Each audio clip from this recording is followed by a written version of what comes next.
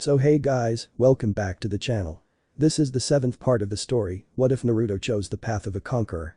If you guys enjoy this what if and want more, comment down below to let me know. The comments on videos really help me out a lot. They motivate me to upload more frequently, so please do comment down below. Before I start, please do support for more awesome contents and leave a like and don't forget to subscribe to the channel. And share this video with your friends and also check out the descriptions and check out the playlists. With that out of the way, let's start. He is up ahead. Lee truly did shoot down the hall then. Shikamaru didn't even bother with trying to keep up with him and Sakura made half the distance between the two before she seemed to realize the same and slowed down.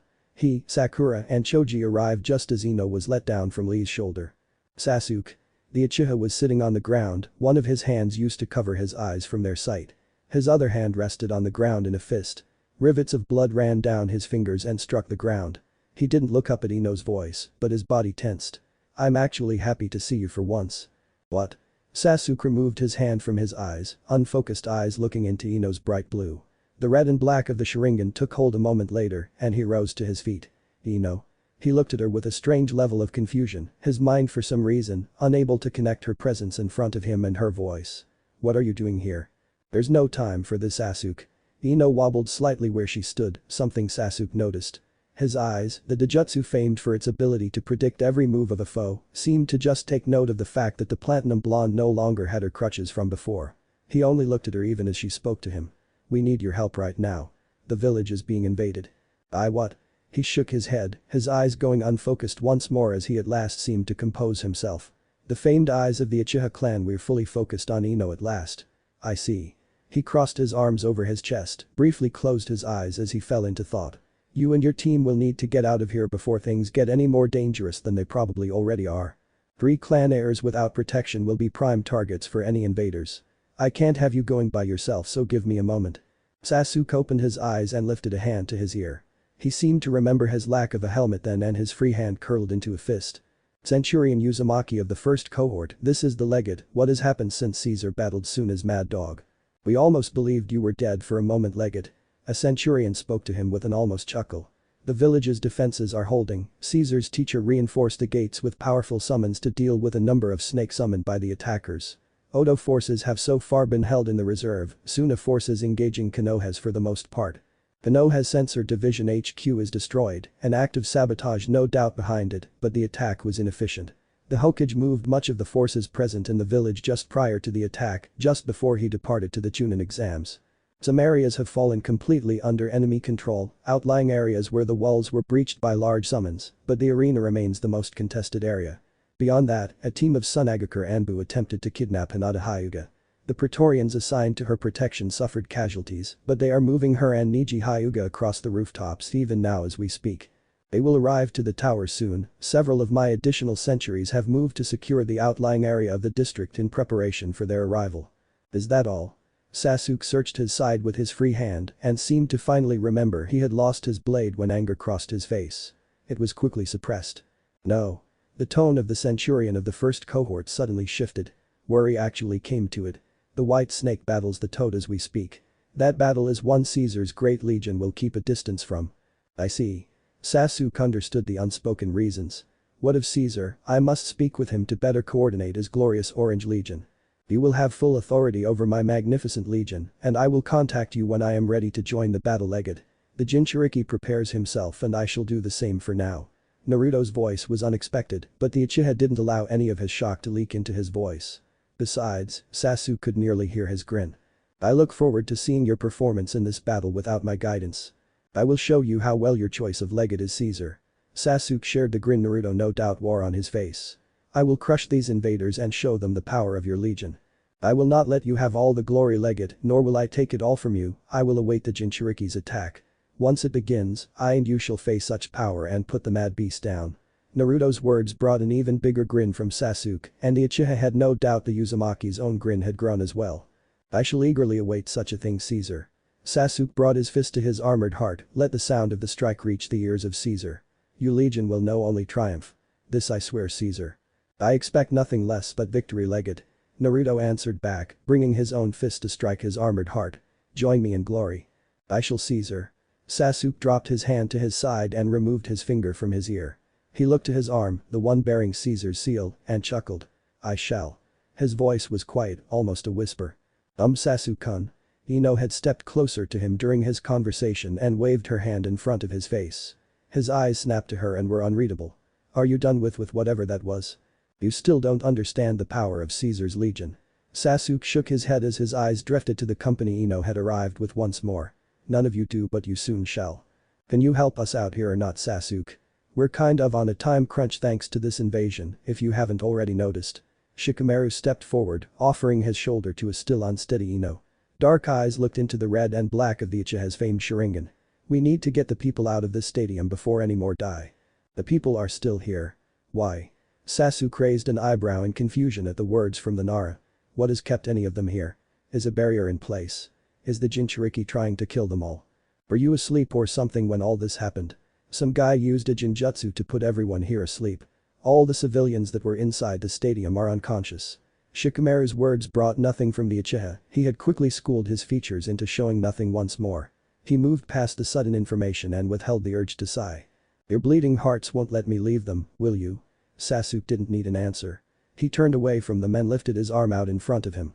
In a burst of smoke, one of Naruto's centurion appeared in front of Sasuke. The only tell of his curiosity was the lifting of his eyebrow beneath his helmet. Legate.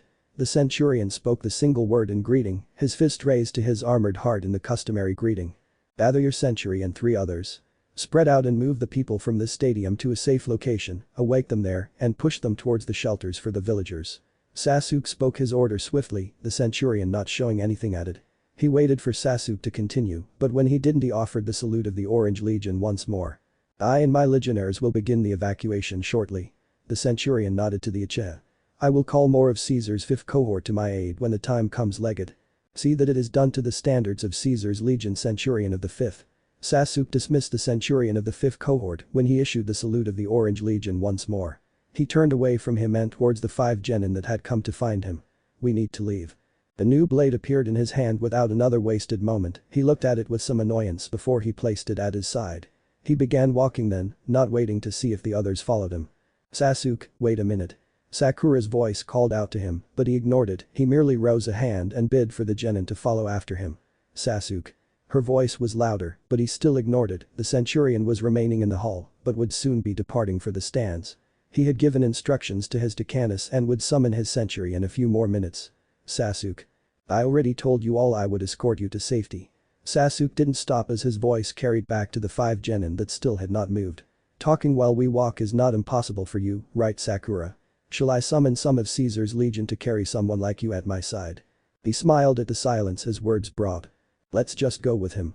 Shikamaru stopped the incoming argument with his compliance, walking to catch up with the Uchiha, while Ino kept using his shoulder for support. We need to get out of here anyway. 2 of them leaving made the other 3 follow the Uchiha's armored form. He didn't stop as he continued on his way. The Yamanaka heiress, a Nara heir, and an Akimichi heir all traveling in one group with 2 other genin. Sasuke couldn't help but shake his head as he continued forward, all 5 genin catching up to him.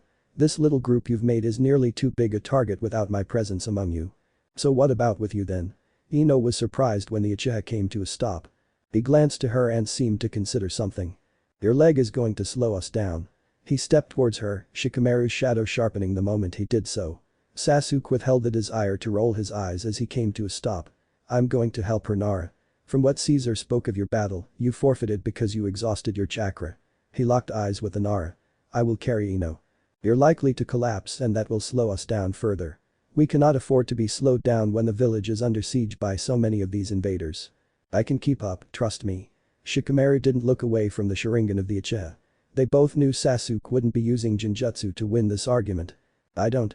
Sasuke grabbed hold of Ino beneath her arm, ignored her shout of surprise, and placed her on his back. When we get out of the arena, I'll let you try to carry her again. The Uchiha moved without slowing down. This is too much effort. Shikamaru followed after the Uchiha.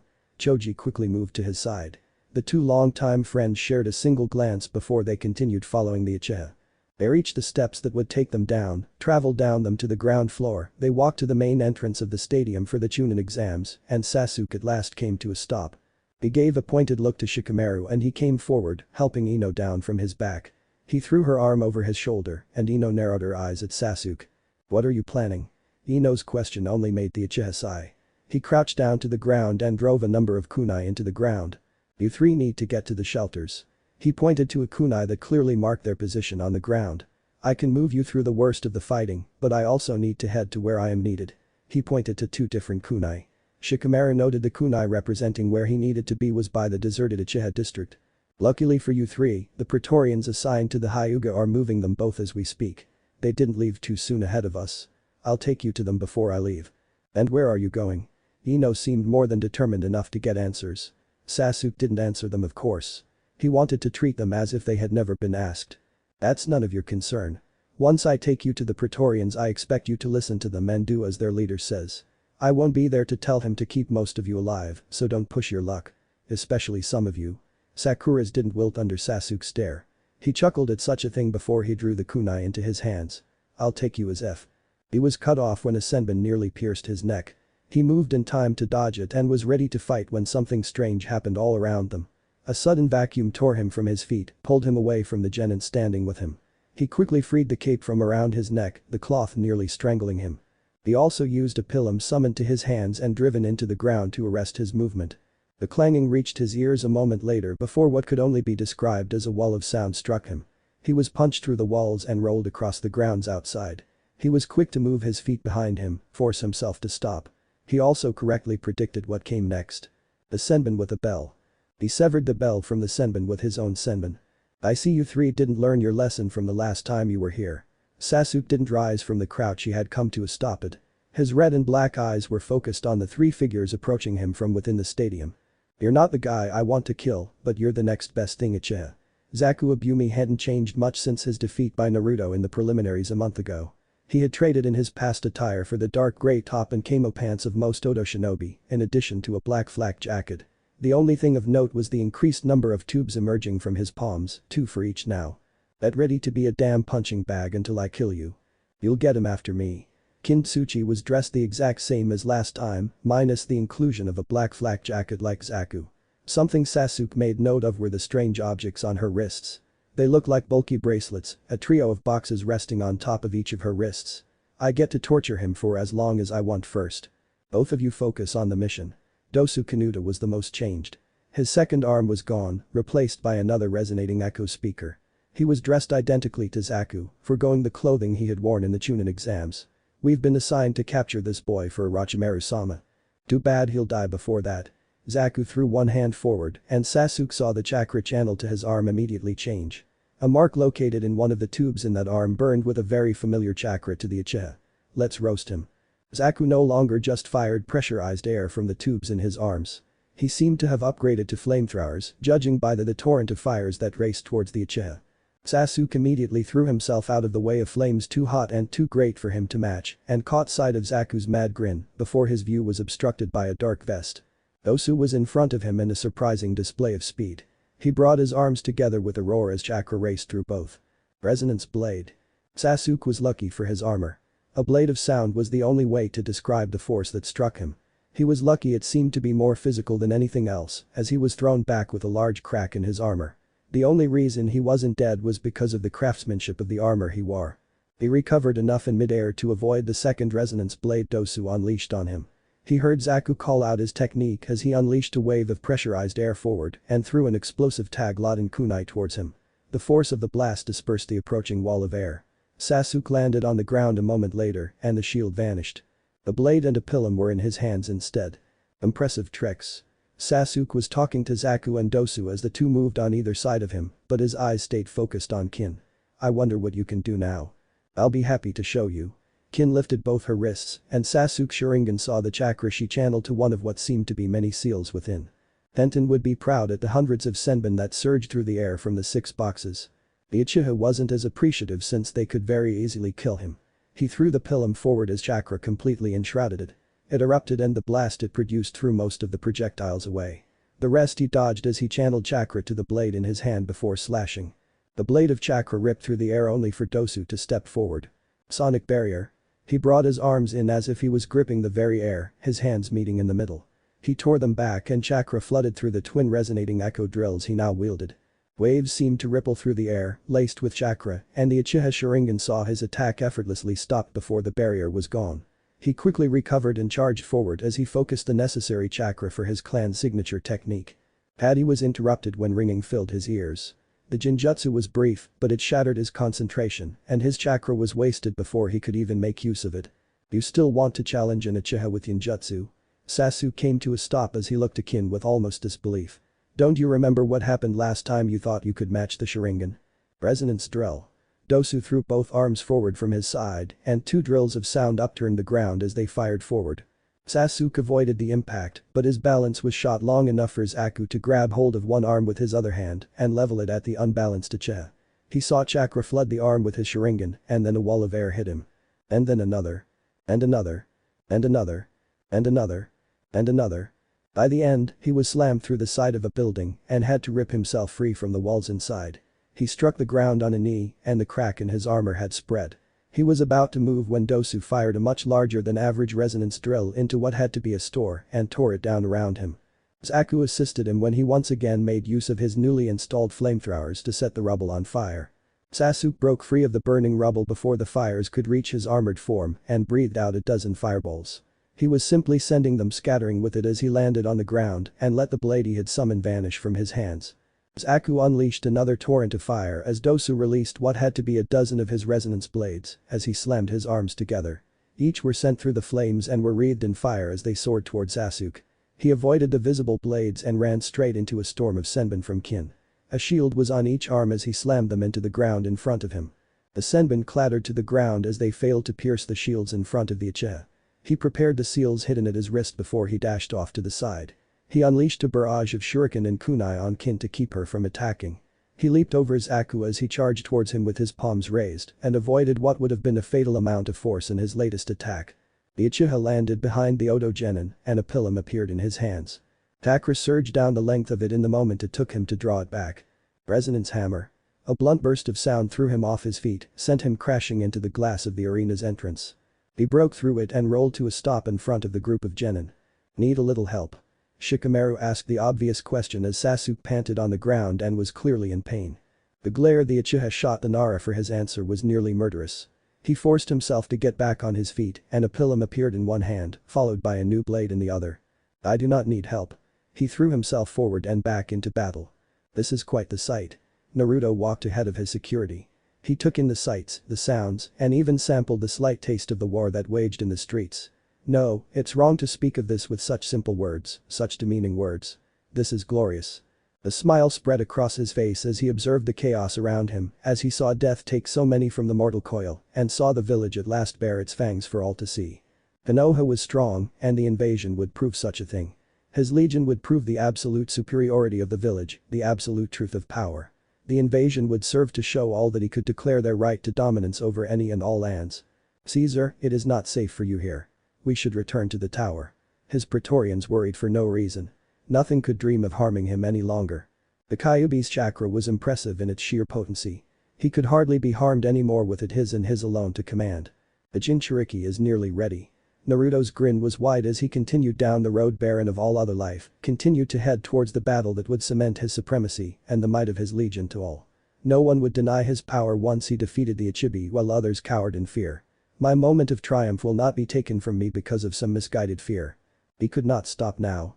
No one would stop when they were so close to such glory. The stadium is highly contested. Caesar, allow me to proceed forward and secure you passage to your destiny. The Praetorian would have fallen to a knee before Naruto if he had stopped. The Caesar of the Orange Legion did not consider it in the slightest. Tell me, my most loyal of soldiers. What is the life of a Cretan who does not bathe his blade in the blood of his foes? What is the insect that does not stand with those who swear their very lives to his glorious dream? How pathetic is one who avoids the glory of battle? Who's one who denies the joys of slaying his foes with his soldiers? How may I call myself Caesar of my magnificent legion, of my glorious Uzumaki empire, if I do not stand with it, fight with it, kill with it? Naruto's eyes focused on the stadium ahead. He focused on the towering vortex of deadly winds that concealed the Kazekage and Hokage from the sight of even the most capable sensors. He focused on the power that he could feel from the clash of the two even so far away. If the Hokage battles such a foe as the Kazekage alone, I shall battle the Ichibi and any who dare seek to deny my passage. Any who stand before me will stand before death before the sun sets on this day. Red eyes appeared in the blink of an eye, his blade was drawn from his side and bathed the world in an azure glow of power. I will not be denied what is rightfully mine. The Praetorians did not hesitate to draw their own blades, to stride forward and stand with one who denied the very idea of letting others fight to protect him from battle. How could they not stand with one as impressive as that? How could they not share the desire of such a glorious Caesar as Naruto Uzumaki? Allow us to fight at your side then Caesar. The Praetorians clashed their blades to their shields, announced to all that they thirsted for battle, for glory. Allow us to claim glory for your legion. How can I call myself Caesar if I do not allow one so loyal to fight with me? Naruto turned to them, his grin wide and his eyes shining in delight at the sight before him. Who am I to deny you the right of all who serve in my glorious Orange Legion? Who? Their blades clashed against their shields with a cry for battle, a cry for glory, and a cry for blood on their blades. Then it is time we march on my legion. Naruto proceeded forward and his Praetorians followed after him. Whatever misgivings they had towards risking the life of their Caesar were gone.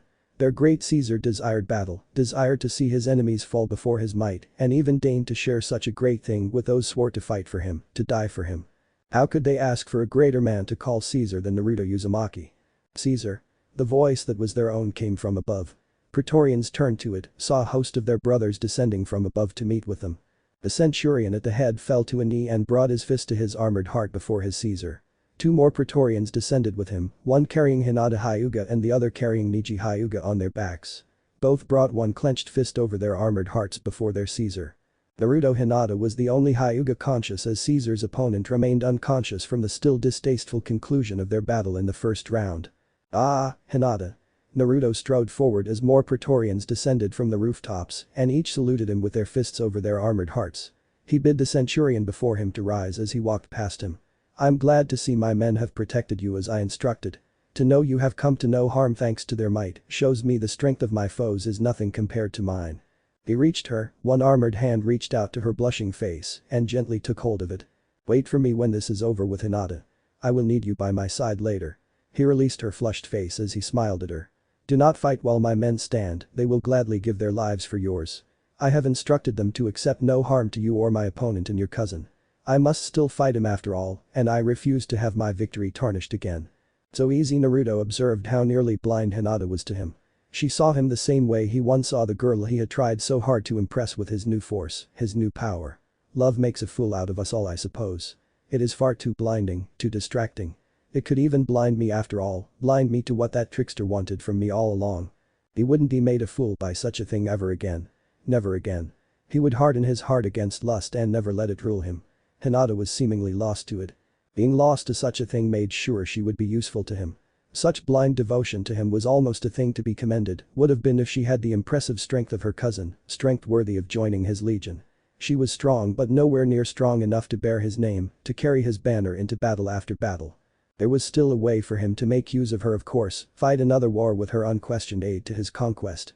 Until such a time came where his business in the village was done, he would make use of her. The Hyuga, while their practices annoyed him and had sullied his and Niji's battle, would be useful. Their resources were undoubtedly vast. They nearly equaled his own after all. To nearly double his already substantial resources would make his plans much easier to execute. The grand armada for his empire did not build itself after all. The great legion of his magnificent empire was not without cost. To keep the lands he claimed as his own in prosperity was not done out of nothing but goodwill from others. Food, material, pay, and so much more had to be managed as his empire took hold of everything the land needed for the moment. Everything cost something. To not have to worry for his supplies, even less than he already did with Gato's truly massive resources his own to do with as he pleased, would make his plans progress for swifter. Reconstruction of such a grand kind as he required took a great deal of time and a great deal of resources after all. Adding more resources on top of the rather substantial amount he already devoted to his project would only further cut the time down and allow him to have more of his force available to him far sooner than he originally planned. Naruto, she did not hide her adoration of him in her voice. What are you going to do? The question surprised him. What would he do? Deploy his forces across the village, aid in the slaughter of those foolish enough to invade. Allow the village that had spurred him time and time again to battle without his aid. Face the mad dog that was Sunagaku's powerful Jinchuriki. He grinned. The Caesar does what he wishes, Hinata. Never forget that. He bid the Praetorians that carried the two Hyuga to leave his sight. They did. Stop them. Numerous Sunagaku shinobi had at last caught up with a group of Praetorians after they had come to a halt.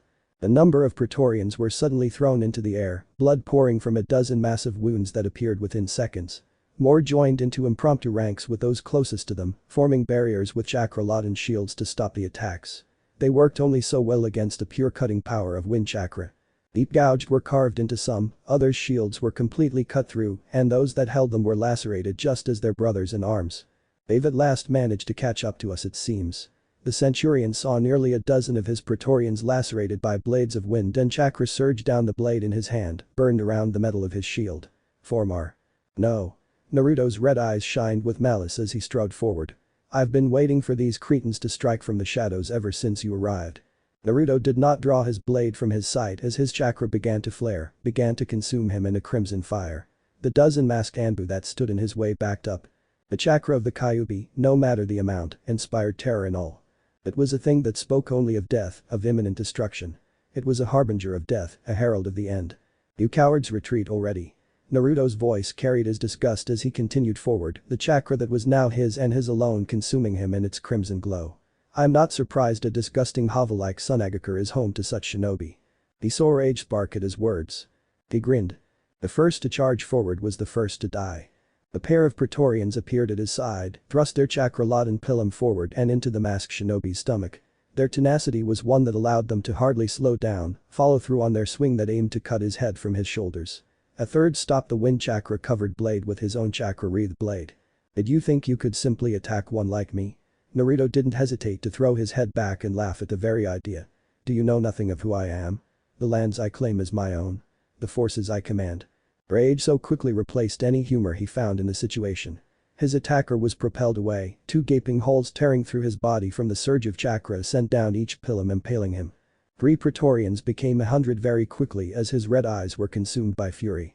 Their insolence in attacking me, impeding the path of a Caesar and his glory, of his destiny, is one that deserves nothing but death. He lifted a single arm up, sneered at those that thought they stood a match for his mighty legion.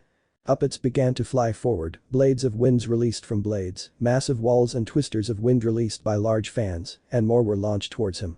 Deliver my judgment, my legion. He swung his arm down. Boo. In his battle with Niji, he had made use of his blade to unleash walls of azure chakra. The force he sent with them was nothing compared to what he could truly do.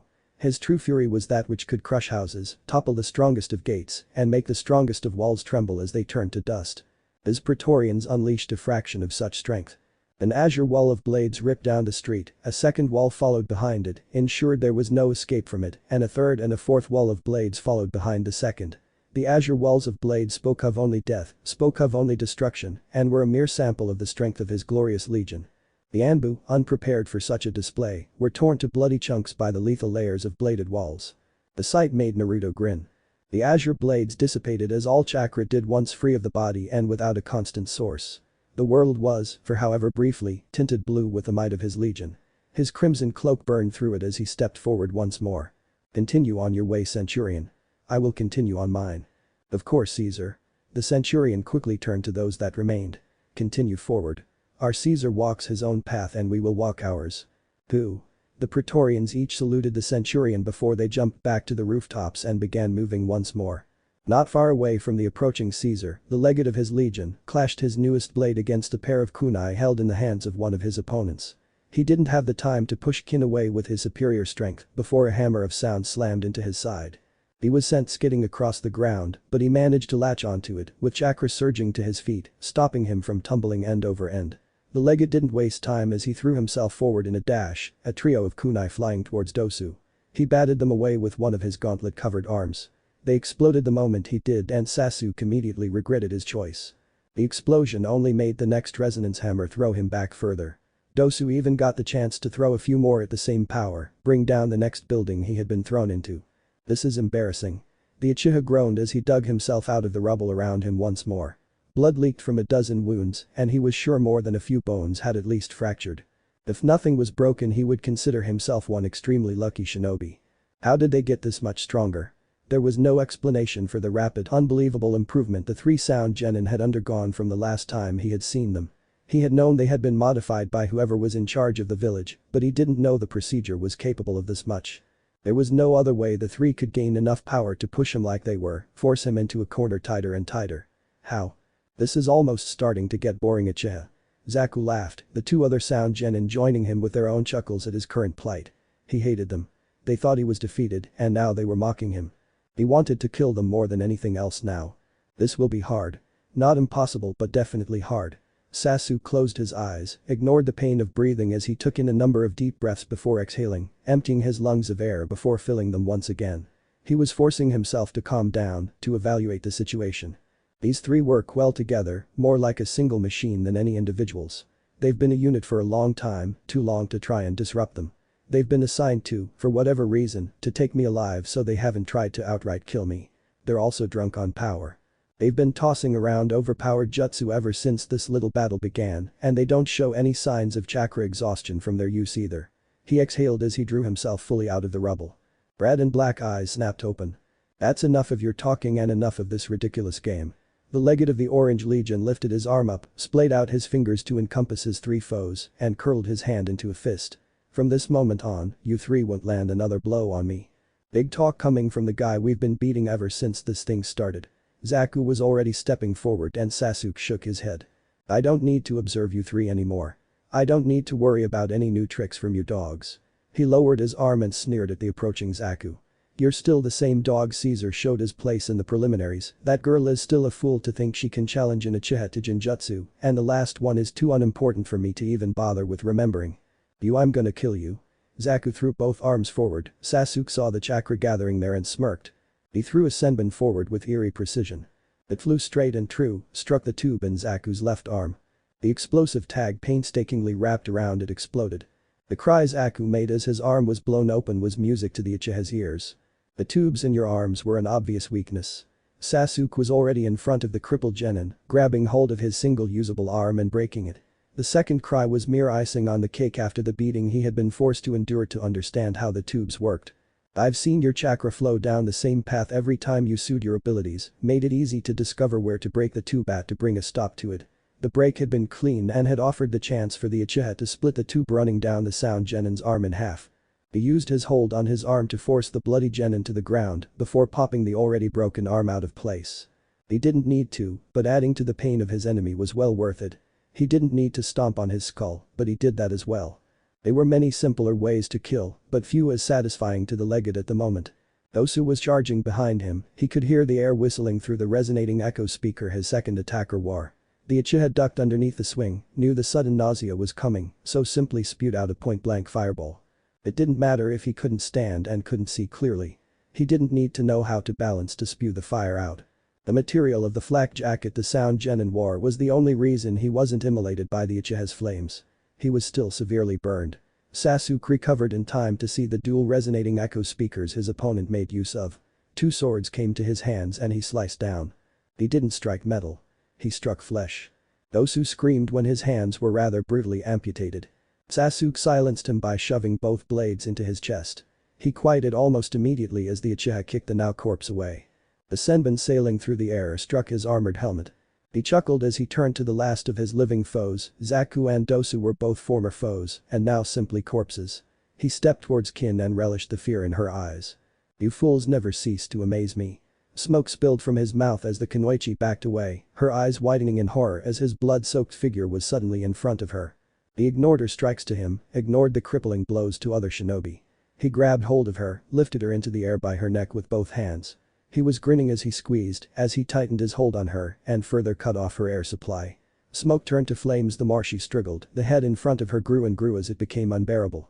He opened his mouth and flesh burned away. Die. Hellfire emerged from his throat. She screamed as the flames took hold. Impressive legate. Naruto examined the three unconscious opponents of the legate of his legion on the ground in front of him, laughing at their horror-stricken expressions. I should have known you wouldn't waste your time with these dogs, not sully your blade with their blood. I always aim to please Caesar.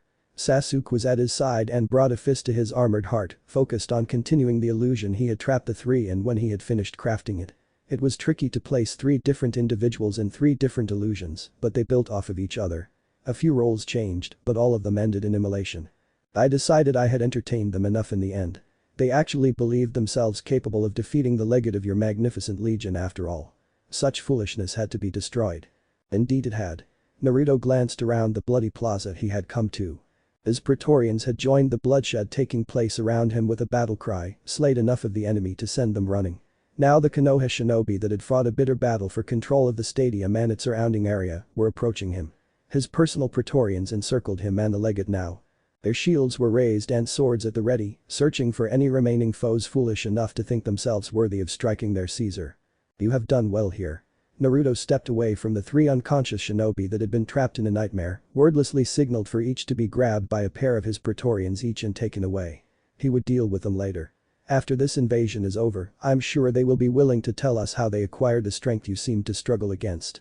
I hardly struggled against such foes, Caesar. Sasuke answered a bit too quickly. Naruto merely stared at him. It was an unnerving thing, one that spoke of easily revealed deceit, near pity at such a poor attempt to trick him, and the low burning rage the very idea brought. Sasuke took a half step away. I observed your struggles, legate. The buildings you were thrown into may make a better leader for my legion if you couldn't best these mutts of a Togakure sooner than this. Naruto continued on his way as his eyes turned away from the Uchiha. His Praetorians broke their sudden circle and followed after him in a pair of columns. You will accompany me to the Jinchuriki and I will show you how to fight these dogs properly. A grin very quickly came to his face, his red eyes beginning to shine with some dark excitement. You must have a far harsher hand to teach them obedience. Of course, Caesar. Sasuke didn't rush to catch up, but he wasn't slow. He moved with a fair amount of haste to walk next to the Caesar of the Uzumaki Empire. I hope you haven't disappointed me, legate. I've been told you've been waylaid here for so long my forces have still not graced the invaders with their blades. To deny my legion the glory it so rightly deserves in battle and slaughter is something I hope you have a good excuse for. My foes were troublesome, Caesar. I needed to not only defeat them, but I also required time to supervise the evacuation of the stadium. When presented with such a chance for those who call this village home to see your power, I saw fit to oversee it. The two had stepped inside when Naruto grabbed hold of Sasuke. Red eyes that were aglow with crimson chakra spoke on only fury, fangs he had concealed were bared to the world, and his rage burned around him as a crimson flame. You would dare to waste the time of my legion with saving pests. His voice was a growl, his rage refusing to give him the chance to speak. You would dare to waste my might when glory lies before me. When glory as great as today lies before my legion. I meant no disrespect, Caesar. Sasuke didn't struggle, he merely held onto the arm lifting him into the air. With his other he offered the salute of the Orange Legion. I will lead your legion into battle now if you command it, Caesar. Naruto suddenly grinned. Sasuke's feet touched the ground again. Standing by your decision is admirable, legate. Naruto laid a hand on his shoulder, any evidence of his rage gone, his red eyes had dimmed, and his fangs were one.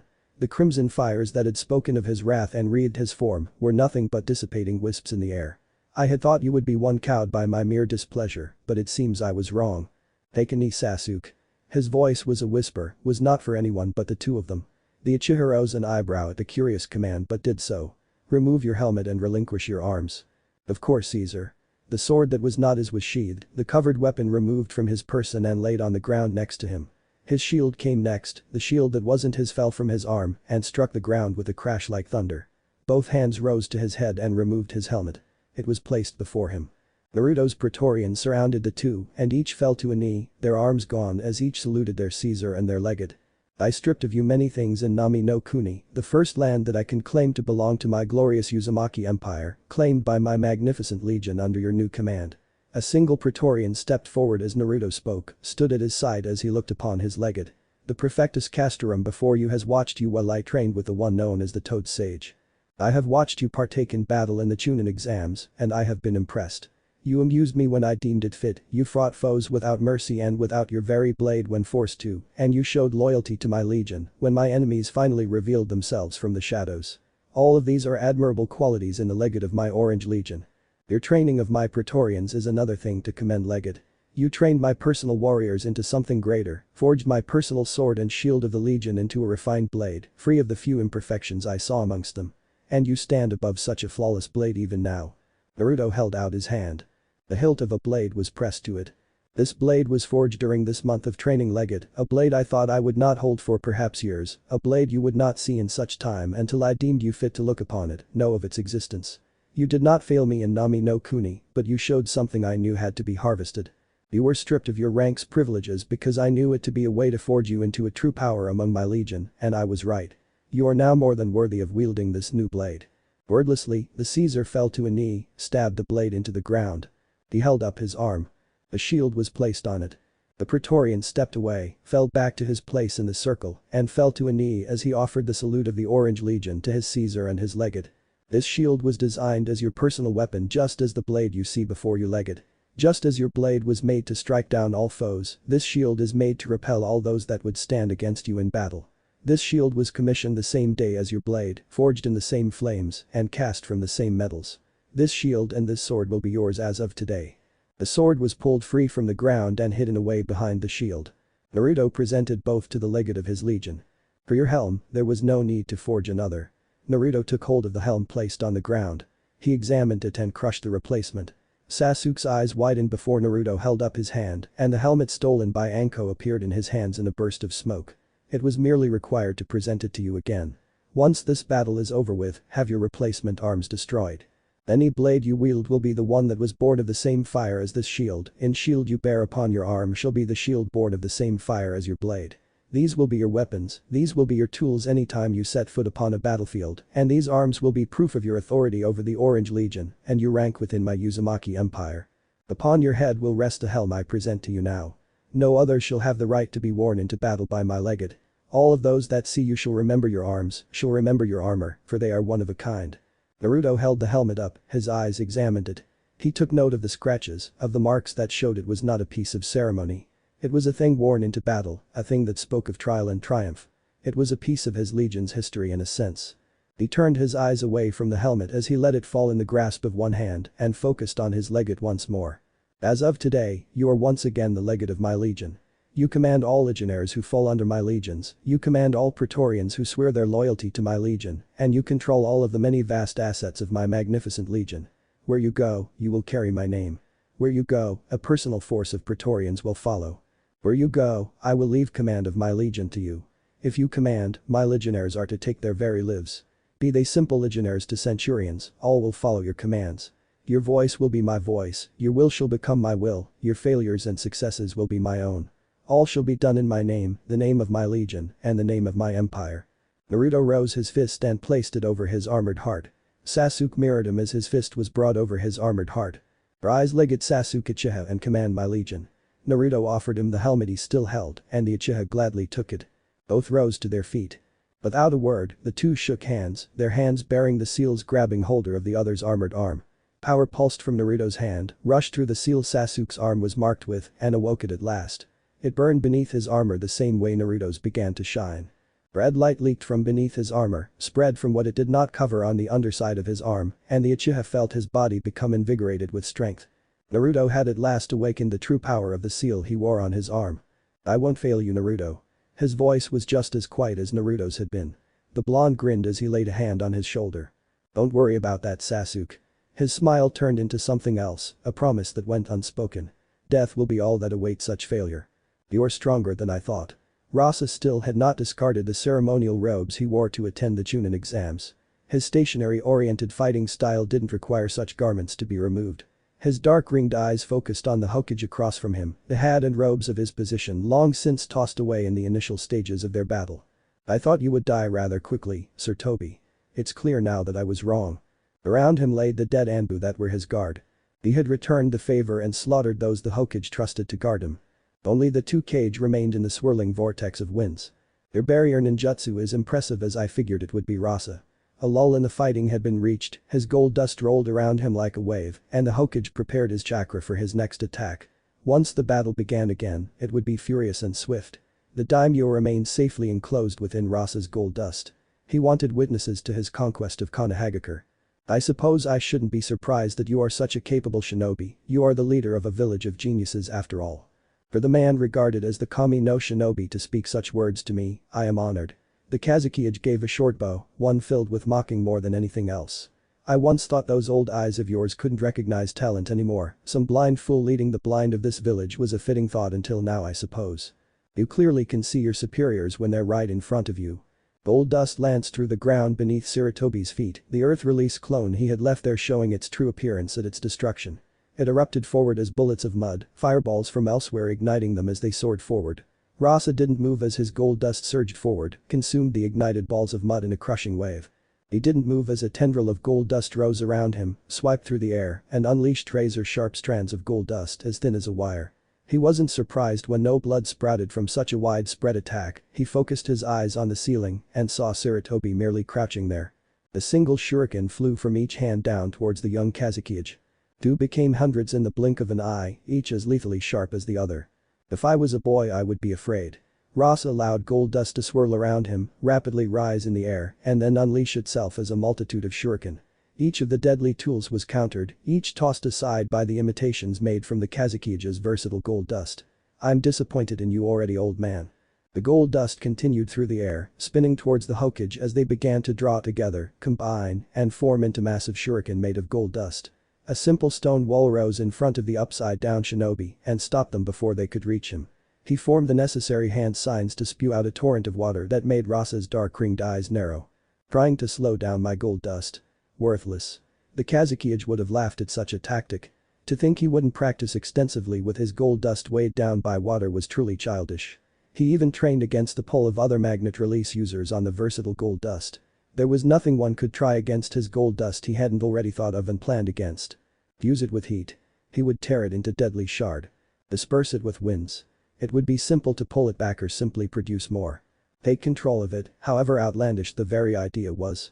It had taken 5 of the most formidable magnet release users to pry it from his control. Unleash the one-tailed. Whenever it lost control, the Kazekage was the one to defeat the mad beast. Try everything one could think of at once. It was only a slightly greater challenge to manipulate his gold dust. It was still maneuverable enough to rip kunai from the air, jam the joints of a puppet, and silently wrap around an opponent's throat. Nothing could triumph over him. No thing or one could match his power. No one would threaten Sunagakure with his brilliance leading the village. The powers of the two Kage clashed. The might of the third Hokage against the might of the fourth Kazekage. Hiruzen pulled away from the clash, the stone gauntlets covering both hands breaking down while he was still in the air. Gold dust coiled around Rasa like a snake, waited to strike out and end the life of the Hokage. I hope you're ready to die, old man. Rasa was nearly gleeful as he clapped his hands together, drawing them apart as gold dust engulfed him in an outpouring wave. I'll make sure your precious village follows in death so you won't be alone for long. He fired bullets made of gold dust everywhere in an omnidirectional attack he knew the Hokage could not avoid. He lanced through the air with deadly sharp blades of gold dust, covering anywhere the storm of bullets didn't already strike out against. To be sure the Hokage could not avoid his barrage of attacks entirely, the gold dust that already filled the air ripped back through it and towards Rasa, forming a densely compacted sphere around him. Even if the Hokage had avoided his direct attack, there was no way he could avoid every ounce of gold dust returning to him. There was too much for any shinobi, no matter the skills they possessed, to avoid. No one could survive the full wrath of the Kazekage, no one at all. The spiraling torrent of water fired through the air nearly punched through his shoulders. A wall of gold dust blocked it, even as a barrage of fireballs came from above him. He hardly had the chance to turn and look before gold dust engulfed him as a dome. He was able to weather the attack he wasn't even able to see then. It was a single invisible blade of air that cut a deep gash in the gold dust around him and would have killed him if he had tried to defend against only what he could see, his defense nearly failing to keep him safe from harm even when it completely enclosed him. I guess this makes sense. Rasa wasn't angry as a revelation struck him. The Kami no shinobi should be this incredible. He threw his arms out to his sides, splayed his fingers, and created great sweeping sickles of gold dust to rotate around him. He spread his stance, stomped one foot, and gold dust erupted into spikes beneath the ground. He clenched his fists and more gold dust scattered through the air, hanging there as nothing but dust. I should have taken this serious from the start. A network of spikes moved beneath his feet, gold dust spread through the air and would act as a sensory net, and the large sweeping sickles would work to keep him from a direct attack. All in addition to the dome of gold dust quickly transitioning into a sphere around him. I need to attack and defend from all angles. Rasa sat down in his nearly impenetrable defense, closing both eyes as gold dust formed a number of razor-sharp rings around the levitating sphere, beginning to rotate and spin around him faster and faster until they were nothing but a blur. It was designed to add a new layer to his defense, to lacerate anything that approached him. He's not in his prime anymore. He can attack me with as many jutsu as he wishes, but he can't keep it up forever. As much as it pains me to admit, I will have to fight a battle of stamina. If there was one thing the Kazekage's fighting style afforded him, it was stamina. He was more than proficient enough in ninjutsu, taijutsu, jinjutsu, and even some kinjutsu to directly combat the Hokage revered as the Kami no shinobi, but he was not a moron. He had brought Sunagakure back from the edge of an economic collapse, he was no fool. He knew many people outside his village considered him weak in those areas and made it a point to never show them unless he had no choice. He knew enough to teach his daughter her tessenjutsu techniques, teach his son his puppetry techniques, and indirectly show the boy how to fight with the sand he could control because of the Ichibi. He knew Fuinjutsu, enough to restrain the rampaging Ichibi in the desert. He knew Bukijutsu, able to form and wield countless weapons made of his gold dust. He was not the Kazekage because of his blood or because of his Kekkei Genkai. He was the Kazekage because he was the strongest, the smartest, and one of most capable shinobi in all of Sunagakure. He would accept nothing but excellence from himself at the minimum in a village where excellence was the standard he pushed all to meet. To merely exceed the standard set before him was not enough, it would never be enough. He wished to utterly destroy them. And he had done such time and time again. Gold dust spiraled off of his sphere to either side as he brought his hands together. Two large spheres were swiftly taking shape in the air and moved ahead, leaving his sphere behind as it was lifted higher into the air by a mere thought. He then reversed the polarity of one of the spheres and slammed them together. Saken Kaiho. It was his, in a way, tribute to the lost third Kazekage of Sunagakure. It was a way to bring about the proper order to the world around them, Sunagakure's supremacy over all assured to any who would doubt their might, doubt the prestige every shinobi of the village fought to bring to it, and doubt the power Sunagakure had worked tirelessly since its founding to cultivate. The harsh deserts of the land of wind had made them strong, and the world would see such strength when the once mighty Konoha was destroyed. Once it was burning ash, a new balance of power would be created, a new world order with Suna at the top of the food chain. Impressive. Hiruzen would have died to the technique if he was unaware of it. He would not have been able to understand that the attack was completely random soon enough to get as far away from the deadly branching gold dust swiftly enough. He had seen the technique before in the end. The third Kazekage had laid waste to a battlefield with it once. He had been witness to it. He knew to ignore trying to deflect or overcome the branches, to escape from the devastating attack to continue the battle. It would be pointless to try and close the distance between him and the technique's user when he knew the attack was too random, even for the user to predict where even some of the deadly sharp branches would strike at, let alone the hundreds that spread further and further. He had enveloped himself in a protective sphere that would take an absurd amount of force to pierce, something he knew the technique would not muster without his direct input. Hiruzen knew such a thing, so he focused on distance. The trio of clones, formed from mud, darted forward simply to press the attack. One would spew out bullets of mud, another would light them on fire with precision fireballs, and the third added to the flames, shifted the flaming balls of mud into deadly sharp flaming shuriken via wind release technique. The real Hiruzen continued his retreat, spitting out balls of mud that expanded into impromptu shields when he saw them necessary. He landed far enough away to begin his true attack at last. A pair of shadow clones appeared on either side of him as the gold dust at last came to a stop, began to recede back into a single massive sphere above Hiruzen's head. You care too much for Theatrix Rasa. The Hokage would have shaken his head at such a bad habit, but he had better things to do. I had thought you would know you're fighting only one old man, not an army you need to intimidate, but it seems you don't. You're wasting your chakra like that boy. Hiruzen summoned a blade to his hand, breathed out a stream of wind to turn the already deadly sharp blade into a tool of absolute death. He raised the weapon in front of him as his four clones crouched low before the two farthest from him leaped into the air. One breathed out the fires of hell, fusing the retreating gold dust into a single melted mass, and the other clapped his hands together and unleashed bolt of lightning to the sphere above them. A tower of gold dust had sprouted the moment the clone had begun channeling chakra to his hands and drew the lightning to it, grounding it before it could strike the sphere. Hiruzen charged forward in that moment with his clones, each falling back behind him and blocking the sudden onslaught of gold dust with walls of stone. The gold dust ripped through them obviously as Hiruzen continued his charge forward. The clones vanished in twins burst of smoke when spikes of gold dust at last claimed them, and the aged Hokage leaped into the air. A spike of gold dust aiming to skewer him from the side was easily avoided, turned into a platform to jump off of again. A trio of large spheres came hurtling towards him next, and he deftly cut them in half with his wind chakra-infused blade. He jumped off of one of the halves and continued on his path towards the sphere holding Rasa. The trio of clawed hands erupted from the surface of it, trying to capture him in a basic pincer movement. Sarutobi would have laughed in any other situation.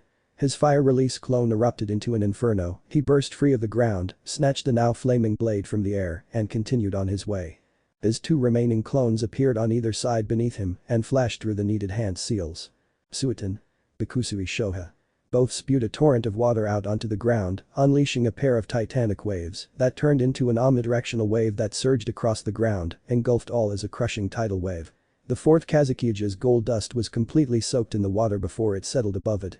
Both water-release clones then broke down into their base element. The technique Hiruzen stored in them then activated, a pair of water dragons spiraling into the air and roaring as they surged past the elderly sarutobi on either side.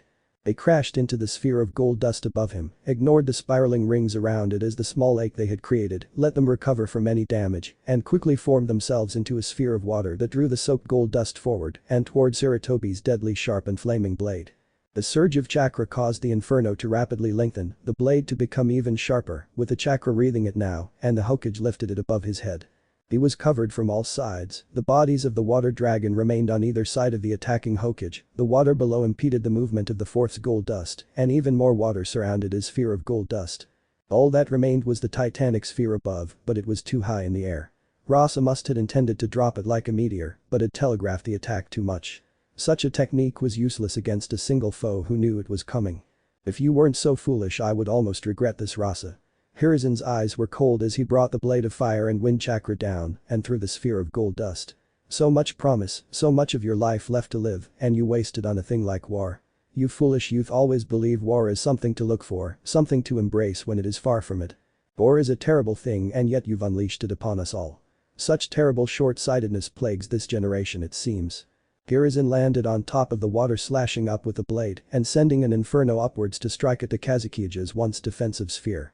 He sealed the blade away a moment later and looked up as the large sphere of gold dust began to break apart, fall away and off to the sides. The vortex that engulfed him and the Kazukiya, along with the corpses of their bodyguards, faded away as well. The aged Hokage only sighed as he could see the chaos that took hold of the village now. Anbu immediately surrounded him, a number of squads no doubt moving to secure his exit from the arena. He would be heading to where the fighting was the worst and hopefully help turn the tide. Inoichi. He wasn't happy to see the head of the Yamanaka clan before him, not when he was only before him, because death and chaos reigned in the village thanks to the invasion they were all currently under siege from. He only offered him a silent nod as he crossed off finding the man from the mental checklist he had created during the battle with the Kazukiya. Gather the needed members of your clan. Contact me with whatever strategy you develop and create a telepathic link between you and the commanders out on the field. Anbu will report names to you while I head to the battlefield. Hi Hokage-sama. Inoichi vanished with his task assigned. Shikaku, develop the optimal strategy to maintain a defensive perimeter. Once the civilians of the village are safely behind the doors of the shelter, inform the commanders of the counterattack we will launch. Aim to push the invaders outside the village at best, shatter their unity and direction at worst. Hiruzen received wordless nod as the Nara vanished just like the Yamanaka had beforehand. The aged Hokage took only a moment for himself in that moment, briefly closed his eyes, let out a single exhale, before his mind was focused once more. You all know your missions. He had informed the Anbu of his fears, and now they headed out to complete the missions he had assigned them. More than one team would be assigned to find and secure the numerous clan heirs and heiresses spread across the village. Once he had them secure, the clans would devote themselves to the defense of the village and not themselves anymore.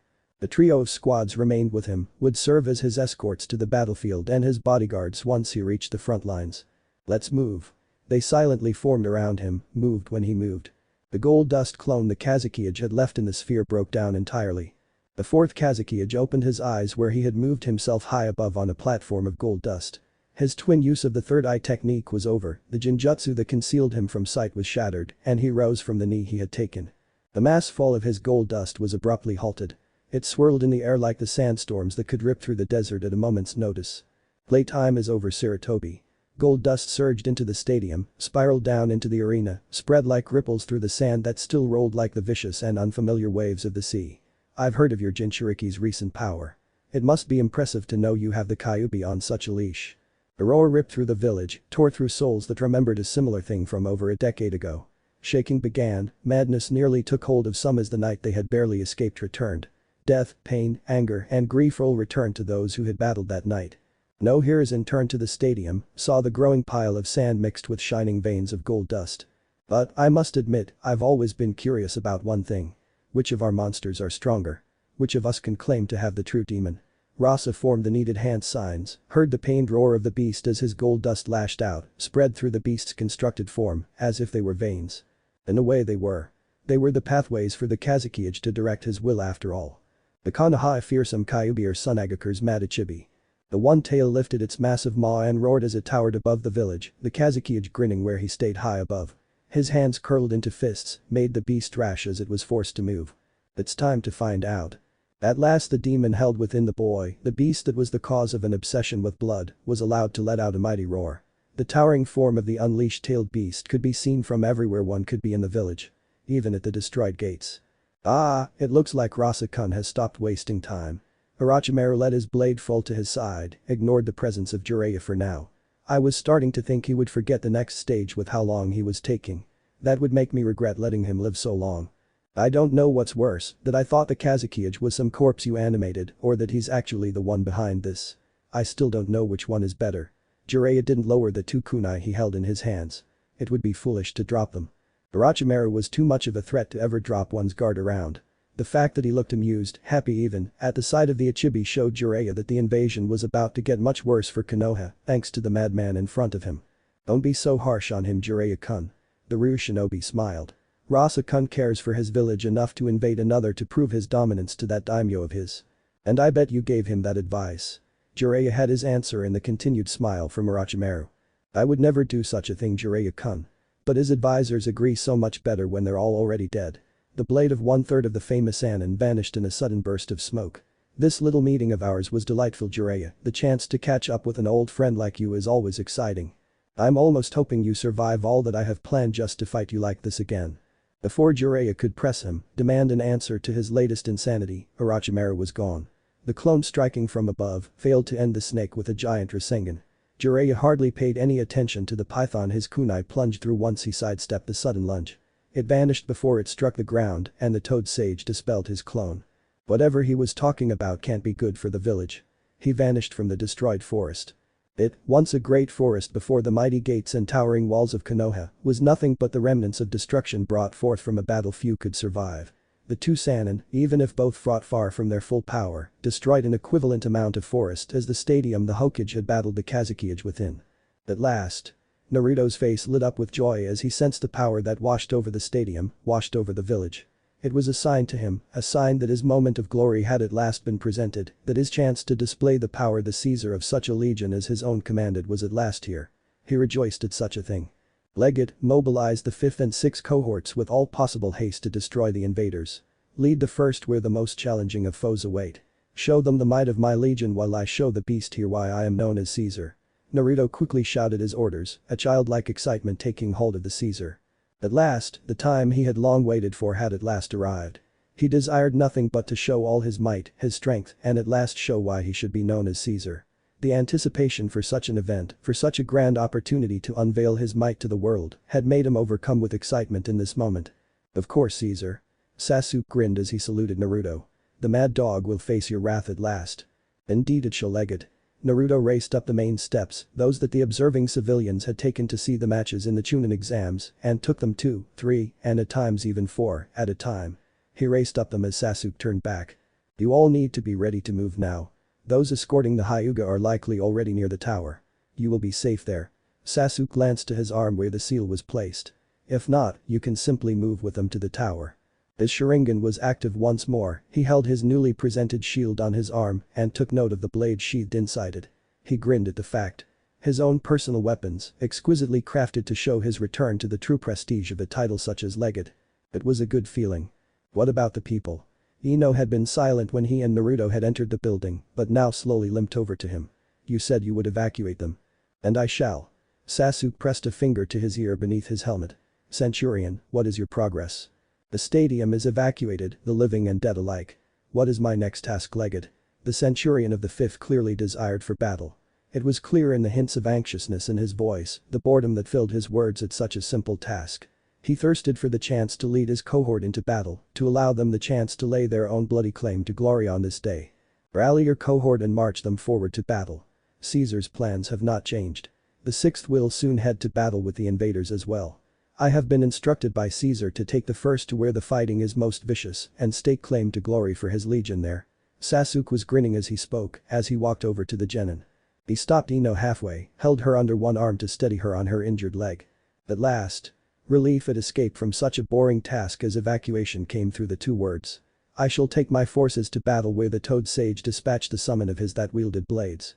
I believe it was the Western Gate. Find glory in battle, Centurion of the 5th. You as well, Legate. The connection was ended and Sasuke reached the group. I still need to move you all away from here. He seemed to sigh at the very thought, but his grin remained on his face. I nearly forgot about such a task. But that chakra building in the stadium, we shouldn't head out on the streets. There's no telling what's going to happen when this thing finally blows. Shikamaru glanced to the ground.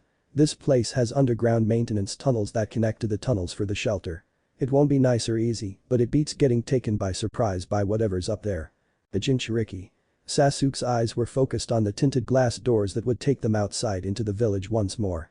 The Legion, and myself, is quite sure the beast sealed inside Gaara is the Ichibi, a tanuki with control over sand and power over strange cursed markings. The sand the boy controls is likely tied to the beast, using its power to defend its host and, by extension, itself from any harm. So that kid has a demon in him. Choji looked back to where the arena rested, where Gaara was no doubt transforming into the monster he truly was. He is of no concern to you, Akimichi. Sasuke strode towards the tinted glass doors in front of him. Now let's get moving. He didn't bother with the tunnels. He would do nothing but stride out of the building as legate of the Orange Legion, not some rat scurrying underfoot with hopes of not being discovered. Away from him, Naruto came upon the towering form of the Jinchuriki's burden released to the world at last. He stared at it and the excited, almost joyful, smile he wore as he moved turned into something else. This power as Naruto stared at the beast he would be challenging. It is pitiful. He drew his blade from his side, and his body was cast in shadow and light by the azure flames that sprouted from his blade. Come here, you beast. He swung. The massive beast of sand before him lost part of its marked and shining stomach. Show me some of your strength, you mad dog. Naruto swung again, unleashed a horizontal bladed wall of chakra that stretched across the entirety of the stadium's fighting arena. Are you even deserving of my blade, or are you nothing but a rabid mutt? It slammed into the beast he so desired to do battle with, knocked it to the side with the explosive impact. It also succeeded in throwing Naruto back momentarily. The Caesar didn't fall, but he grabbed hold of the railing to steady himself, even as a fresh azure flame burned on his blade, as his eyes shifted to a burning crimson. Fight, you beast. Naruto swung again on the roaring Ichibi, unleashed his growing fury at what had turned his immense anticipation into disappointment. Fight me. The walls of chakra he unleashed against Neji during his battle with the Hyuga prodigy were not a thing to compare to his current attacks. They were massive, filled with power far too dense to be broken through or diverted. It was the closest pure chakra could become to an instrument of destruction. Naruto swung again. The beast swung a shining sand claw at him. The furious storm of sparkling sand bullets of all shapes and sizes surged towards the lone shinobi before the beast would have killed, ripped to shreds, any other who wished to face the monster. Naruto was not like those that would be torn apart by such a bombardment. He mocked such a thing when he swung the blazing azure flame forward again, unleashed another wall of his might to show the beast before him why it was such a disappointment to the Caesar. Is this all you have? Is this all the fearsome monster of Sunagakure can muster for one such as myself? Naruto roared his challenge once more as he swung his blade once more, allowed his wrath to fill the air once more, and strike at the roaring beast once more. It roared its fury, shook the stadium with the power behind merely its voice, and a wave of sand that shined in the light appeared without warning before Naruto. His eyes widened the slightest of bit as it came down upon him with the speed of lightning. He leaped away, jumping to a higher portion of the stadium. Clawed hands ripped free of the veritable wall of shining sand that was already crashing down to the ground, cursed markings denoting the power of the Ichibi that controlled it. Naruto deftly avoided the first one and the second, but the third struck him in the chest. He felt something attempt to grab hold of him, attempt to bind him, but a Caesar was not to be bound, was not to be subject to any other. His eyes burned with a dark red light, he was enshrouded in a crimson cloak that burned the very air, and the sand withdrew as if it was a man whose hand had wandered too close to an open flame. It had wandered close to power and retreated to nurse the burn such foolishness had wrought upon flesh. The crimson cloak was gone a moment later, Naruto not pressing a clear chance for attack as he instead took in his hands. The power was gone from them. They, like the rest of his form, was suddenly rendered free of the crimson shroud that had come forth so suddenly. The chakra of the beast he would experiment further with it later, but for now he had a greater issue. The horizontal hail of flashing sand bullets were released towards him by the rising wall of shining sand. His personal shield came to his arm, his chakra enshrouded it in a crimson embrace, and he braced himself behind it to weather whatever storm the dog before him sought to unleash, whatever force the beast before him thought could triumph before a Caesar. In the blink of an eye one slammed into his shield. It held firm. The next was larger, much larger, and slammed into the center of his shield. Naruto did not allow himself, a Caesar, to move, increased the flow of the chakra anchoring his feet to the ground to ensure steady footing. A third bullet of sand struck him, a fourth and a fifth followed at the same time. The volley only grew from then, but his shield held firm for the few moments it lasted before he heard stone crumble and fall to the ground with a cracking sound, wood forced to break to splinters by a heavy weight forced upon it, and the diminishing roar of the beast as it moved. "What do you think you're doing, beast?" Naruto would have chased after the beast if sand didn't swirl around him, a claw of two colors grab hold of him as it erupted forth from the ground. He swung down with his blade, unleashed a wave of chakra to throw it away and free himself. He was still airborne and saw the massive dual-colored sand that rolled like the waves of the sea beneath him. It was the beast's last ploy, it seemed, to draw him in and crush him beneath incredible levels of pressure. A dozen more clawed hands rose, spiraled together as they rose into the air and after him. They would drag him down, rip a Caesar from the skies to bury him deep below the rolling surface. The Caesar grinned at such a sight. He welcomed the challenge. His shield was thrown in front of him, cloaked in chakra to provide a sturdy defense. He landed on the defensive tool feet first as the sand surged directly upright, as an ocean of twin-toned spikes rose from the surface to rip through the barrier of chakra between him and it. It was a futile effort and, almost immediately, it was abandoned as clawed arms emerged from the side of the same spikes that had tried in vain to skewer him in the air in a mockery of a forest. They shot up and around him instead with nimbleness he had seen from the beast before, looked to cage him, grab hold of him, and rip his form to shreds. He only drew his blade, swung as he laughed at such a useless and wasted effort. His chocolate blade easily bisected the hands of sand that reached for him in the heavens. He retrieved his shield by kicking it out from under him and following after it into the air with a mighty leap. He fell back to the floor of the stadium just as pillars of sand erupted from below, arched down to slam into the ground before him. He had been ready to face such a mighty attack head of, cleave it in twain with his unstoppable blade, show the Uchiha the power he held when they struck the ground far from him, within the interior of the sudden circle of pillars that surrounded him. He was curious at what was happening just before it was made clear.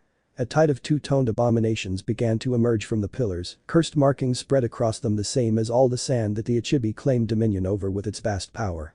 Their false arms shifted and twisted, became clubs, spikes, crude blades, and more. The faceless mass urged towards Naruto, aimed to overwhelm him with numbers where brute force had failed. His lips curled with disgust. "I will not waste my time with this fodder, you beast." He threw his arm out to the side, was enshrouded in smoke and hidden from view. From within the smoke, a number of blades were wreathed in the azure glow of chakra, shined like distant flames within the smoke. It cleared to show a century of Praetorians summoned to Naruto's side, called forth to battle the sand creatures before him. "You will not escape me, beast." His Praetorians charged forward with a shout, formed a corridor forged through their steel and strength to allow him passage. Chakra-laced blades ripped apart the creatures of sand, powerful blows formed shields threw the grainy creatures away, and the Praetorians pushed further, widening the pass for Caesar to step through unobstructed. He ran through and threw himself over the railing, sailing into the now ruined arena. He landed and leaped again, jumped to the next wall and raced up it using chakra running to his feet. His blade was worthless now, placed at his side, as he grabbed hold of the edge of the wall with one hand to throw himself over it. He caught sight of the escaping Uchiha as he began to descend, and two of his Praetorians appeared next to him. Each grabbed hold of the other, and their shoulders provided him a platform to jump from, soaring to the top of the stadium, as his red eyes took in the sight of his fleeing foe. "Coward." Naruto spoke only the single word, shouted it to the monster he knew could hear him, understand the words of a Caesar. "Is this all the fearsome Shukaku can do? Are you too afraid to face your better?" The beast turned with speed that its large form should not allow. Chakra, one bright like the sky and the other dark like night, came together in a swirling mass before its maw. A black sphere of raw destruction was thrown towards Naruto, and he grinned at the sight of it. He descended down from the stadium wall, let the attack soar past him and explode high in the air. It rocked the village, the shockwave it produced tore apart the buildings below the blast, and Naruto's grin widened when the beast focused only on him. Its dark eyes shined with malice, with cruelty, and with hatred few could match. Naruto welcomed such eyes, they were eyes that befitted an enemy of a Caesar. Such eyes proved that his opponent wished for nothing more than his death to bring an end to him and all he stood for. Such eyes promised a worthy challenge to his might. Red wisps followed Naruto as he descended, acted almost like flames as they pulled away from him and into the air around him. He struck the ground before leaping towards the beast that was his foe, while it began roaring and unleashing a fury of boulder of sands from its wide open maw. One of the countless boulders crashed into Naruto, powered him back and into the outer wall of the stadium. He grinned as he burst through it a moment later, a red shroud of power flickering around him for a moment before vanishing, leaving nothing but remnants and the memory of it. He ignored the strangeness of it for now. A Caesar had something much more important to do than wonder about the strangeness of the chakra he commanded. He had much more to concern himself with when glory laid so close at hand. He drew his blade and a blade of chakra cleaved into the grainy body of the Ichibi. It unleashed another roar of its fury upon him, showered him in sand boulders that sought to crush him. He saw the challenge and unleashed another arc of chakra through his blade. Yes. Show your Caesar all your fury, all your strength. Hold nothing back so victory is all the greater when I crush you. As Naruto roared his challenge to the Ichibi, gave it a taste of a Caesar's overwhelming power, the Hokage was approached by a trio of Anbu Black Ops agents. Two carried familiar children in their arms, both heavily bound. They were no doubt also forced to remain in a state of unconsciousness. Lord Hokage. Yugao Yuzuki dropped to a knee in front of the Hokage as she appeared in a swirl of leaves before him, the body flicker technique put to good use to do so. Her fellow Anbu agents appeared behind her, their packages secured in their arms. Yugao. He only addressed her by name because her mask had been discarded. Her Anbu uniform had been exchanged for the traditional garb of Jonin and Chunin in the village. He didn't need to question why she had done such a thing. She was still human after all. Heiichiko remained in the hospital still. It would obviously have been a prime target for any determined attacker on the village, undermining the morale and the capability of the defending force by destroying it or, at minimum, preventing any casualties from reaching shelter and aid within. Sand and Sound Shinobi had surely targeted the hospital. Judging by the blood that dotted her uniform, the blood that no doubt covered her blade from the smell of iron in the air, she had been busy making it a lethal target that rose above the gains assaulting it could grant. Her and any of her fellow shinobi who had similar interests in keeping the hospital safe and standing, keeping those who recuperated within free from harm. The aged Hokage cast his gaze away from the trio of shinobi in front of him and towards the hospital. It still stood. Smoke nearly hid it from sight but, as a moment longer observation of the acrid black smoke showed, it wasn't from the hospital. The buildings around it burned, much of the village was now covered by the haze of war, but it still stood. He breathed out a breath he did not know he was holding in. His old age had made him less and less aware it seemed. The civilians would soon be safe, locked away in the shelter or protected by the shinobi forces he had assigned in fear of this very moment on this day, if it had truly come to pass. The Kazukiyage's children. He did not ask. Hiruzen Sarutobi knew how war worked. He knew a myriad of ways any battle could be won, he knew how to use diplomacy to bring a conflict to an end, just as much as he knew how to cripple the enemy, how to shatter their lines, and wipe them out to the very last. To win this battle he knew what had to be done. Yugao did not answer him with words. She didn't need to. It took a simple nod of her head for him to have what he needed, the two dropped at his feet. A spike of killing intent woke them up, whatever drug that had rendered them unconscious was powerless against the surge of a primal fear of death. Neither seemed surprised past their initial panic. They were shinobi, they were children raised by the fourth Kazukiyage. They knew how cold the world could be. Begging, pleading, none of it would change their fate. Only the next few actions of their father could. Rasa could spare them or damn them. It was the nature of the shinobi world for the cage to decide life and death for all those beneath them. Children included. Rasa's third eye watched them. He had been watching them ever since he had felt the sudden surge of killing intent, the refined nature of it, proving it was from a shinobi as experienced as Hiruzen Sarutobi. He knew they had his children, knew their lives now hung in the balance, because their escort had failed. The Ichibi roared as a truly massive blade of azure chakra slammed into it, the hail of sand boulders it unleashed upon its foe by clawing at the air were truly worthless to stop the source of it. Another blade of chakra flew towards the tailed beast, the shouts of the shinobi behind them not clear to those gathered so far away. They could see the armored figure jump at the Ichibi, see his blade ignite with chakra. He was battling the beast. He was battling it and, more quickly with every successive blow, he was driving it back. Rasa no doubt saw the same. He saw how his trump card had failed. The released Ichibi could not triumph over the fearsome power of the Kyuubi's Jinchuriki. And you have been delivered to the shelter safely. Sasuke chuckled as he spoke, ignoring the fact that they were far from safe. They had been pursued after all. A massive number of Atogakure shinobi were no doubt already waiting outside, waiting for the chance to slaughter everyone hiding inside the shelter. Innocent civilians, children from the academy that had no place on the battlefield, and those of the visiting nobles and dignitaries that had managed to escape the chaos at the stadium with their guards. The same force that made up their guard was not enough to handle the shinobi outside. They weren't ready to fight a force that aimed to kill everyone inside, to butcher all. You call this safe? Shikamaru would have grabbed hold of the uchiha if Ino wasn't using his shoulder to stay upright. Those guys that chased us are going to break down those doors and kill us all. Scum like that worries you? Sasuke's face held a smirk that only continued to infuriate the usually lax Shikamaru. Do you think yourself too weak to battle thugs that look only to slaughter those unable to defend themselves, those who have no place in battle? He shook his head as he spoke, only made Shikamaru's face twist into a snarl. I know you are not the strongest of us all Nara, but this is simply too much. He was having fun taunting him it seemed. He turned away from the irate Shikamaru and looked towards the doors already straining to remain closed. He began walking forward. And where are you going? Ino had to know it seemed.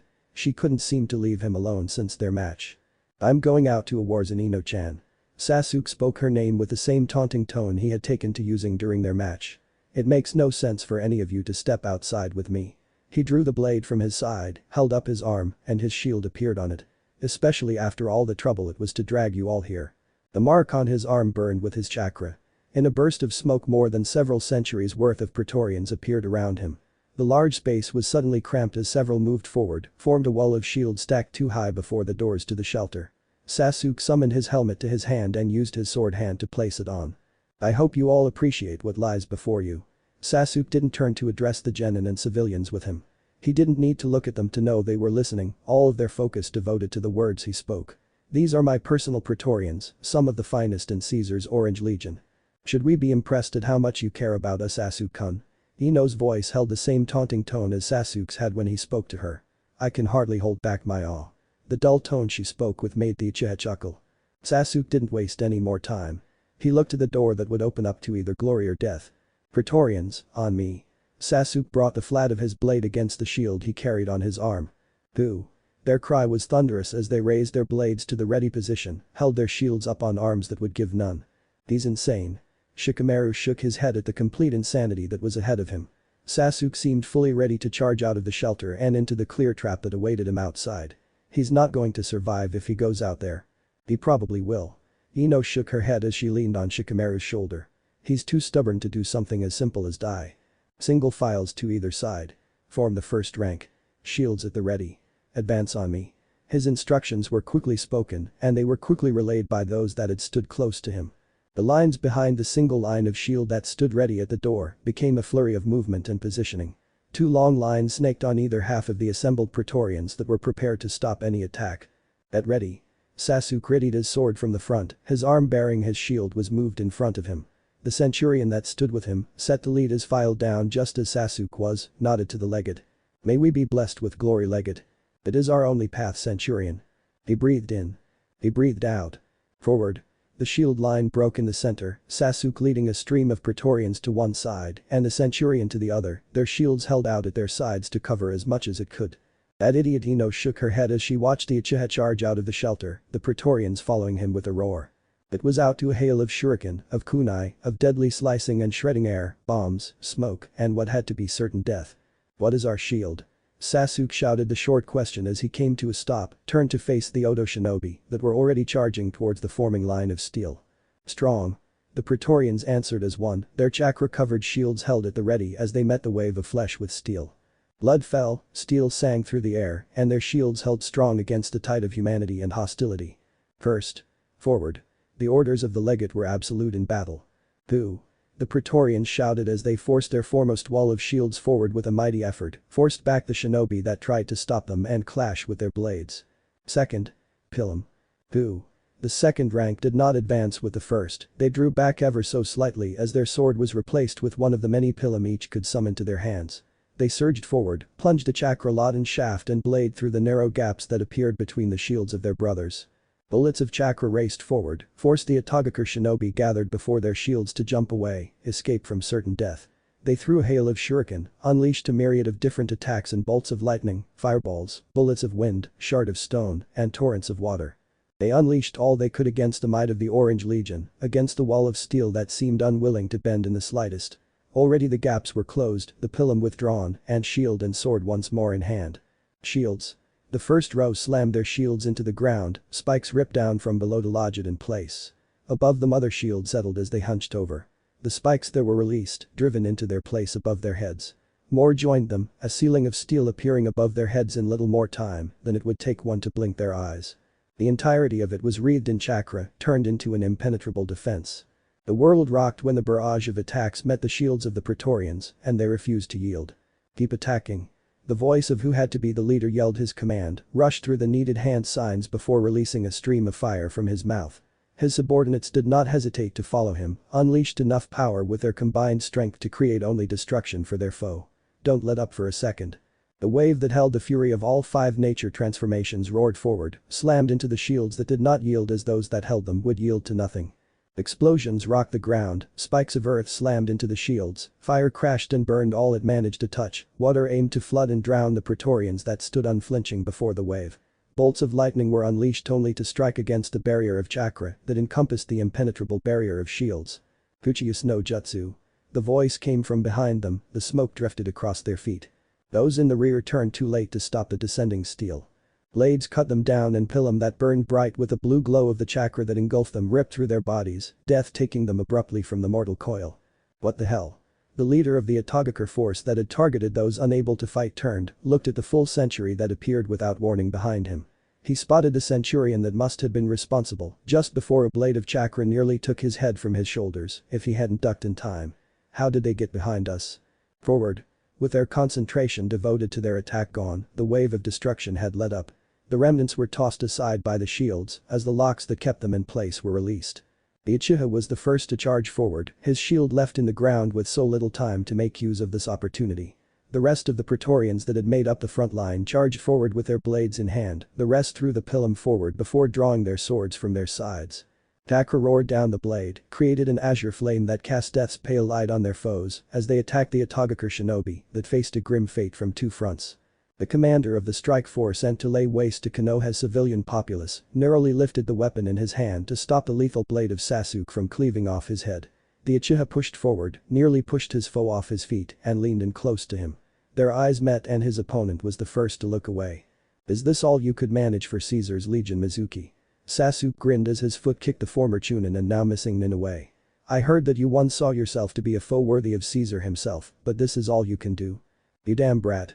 Mizuki threw his giant shuriken forward and Sasuke sneered as he batted it aside with the flat of his blade. The pair of wire strings behind it were immediately severed by the Uchiha and Mizuki cursed as he unsealed a second giant shuriken before throwing that one as well. Is this all you can do? Sasuke didn't bat away the projectile this time. He sent a razor-sharp blade of chakra forward and cleaved through it with a grin on his face. Mizuki immediately backpedaled, hardly avoiding death as the arc of chakra soared past him and buried into a building off to the side. How pathetic is the force of Itachi to send someone like you to lead their men? Are you truly the strongest among these weaklings that they chose you to be leader? Sasuke was suddenly in front of the former Chunin and he didn't bother with a blade. No weapons were needed when the gap between the Uchiha prodigy and the missing nin was so great. He simply backhanded the former teacher away, a grin still on his face. Mizuki crashed into the ground but was up on his feet, quick enough to avoid the half-hearted swing of Sasuke's blade against his back. He summoned another pair of giant shuriken to his hands and threw them forward without another moment wasted. He took the chance, as Sasuke deflected one of the large projectiles into the other, to take in the state of his allies. Most of them were dead. All of them were going to die. The Praetorians were closing in around him, forming an ever-shrinking circle he wouldn't be escaping from if he remained any longer. He made his choice. I'm not dying here. The disgraced academy instructor rushed through the hand signs he needed, bit his thumb for the blood sacrifice, allowed the dark power from the mark on his arm to power a technique he could never hope to pull off with his own chakra, and slammed his hand on the ground. Uchiha no jutsu. Smoke enshrouded his form, hid him away. Hissing filled the air just before a massive brown snake lashed out from the smoke. Its jaws were open, venom dripped from razor-sharp fangs able to bite through any armor, pierce any defense, and strike the flesh that lay underneath. Its cavernous maw was open wide, more than enough to swallow any foe whole. The Uchiha saw it coming, the sudden powerful chakra drawing his sharingan to it, and he sidestepped the attack with little difficulty. In the next moment he surged chakra down the blade and swung down. The serpent was beheaded with pitiful ease. It was clearly nothing but a distraction. A glance was spared to where the once Konoha shinobi should be, and it showed nothing but a hole in the ground where he once stood like a lamb brought to the slaughter. His eyes searched the ground, but the man was clearly proficient in earth release. He was traveling too fast too far to be caught. He also made ample use of the tunnels beneath their feet when his chakra was too low to continue. The coward flees. Sasuke returned his blade to his side just as bodies began to descend from the rooftops, those slaughtered above them finally falling and letting their blood spill across the ground with the rest of the fools that had tried to match the might of Caesar's Orange Legion. I should have expected him to be a master of running away. He began to follow the trail. The centurions and their centuries silently formed up behind him and began to march behind the slow-walking Legate. They knew he was in no hurry to squish an ant. With a glance to two of the 5 centurions that stood in the front rank, 2 centuries of Praetorians were left behind to continue guarding the shelter. Within the shelter, Lee finally found his injured teammate. He fell to a knee, and his fist nearly shattered the ground when it struck. I made a promise to you when we walked to the stadium, and I intend to fulfill it. Gar will pay for what he did to you, for every drop of your blood he spilled, I will do the same to him. He looked up to Tenten and his eyes blazed with fire. But now I will not stop with simply breaking his body, I will take his life from him for what he did to you and for what he intends to do to the village I have sworn to protect with my life. If it doesn't upset you, please let me fulfill this new promise. You don't have to ask Lee. Tenten winced but reached out and laid a hand on Lee's shoulder. I would do it myself but. There is no need to speak of such things, Tenten. Lee didn't bow his head at the memory of his teammate's future away from the career she had strived to have for so long, he didn't look at her with eyes filled with pity or speak pointless words of apology. Fury burned in his eyes, a thirst for vengeance burning like the sun. I will not allow Gaara to escape what he has done. He will pay with his life or I shall die trying. Don't end up dying for me, Lee. Tenten pulled and Lee followed the rather weak gesture. Her strength was still far from what it used to be. I know you want vengeance but don't waste that passion for me. I'll get it myself one day. You can go ahead and beat Gaara senseless, but I still want to kill him someday. I don't care if it takes 100 years, I'll end him for what he did to me. Nothing's going to stop me from getting my revenge.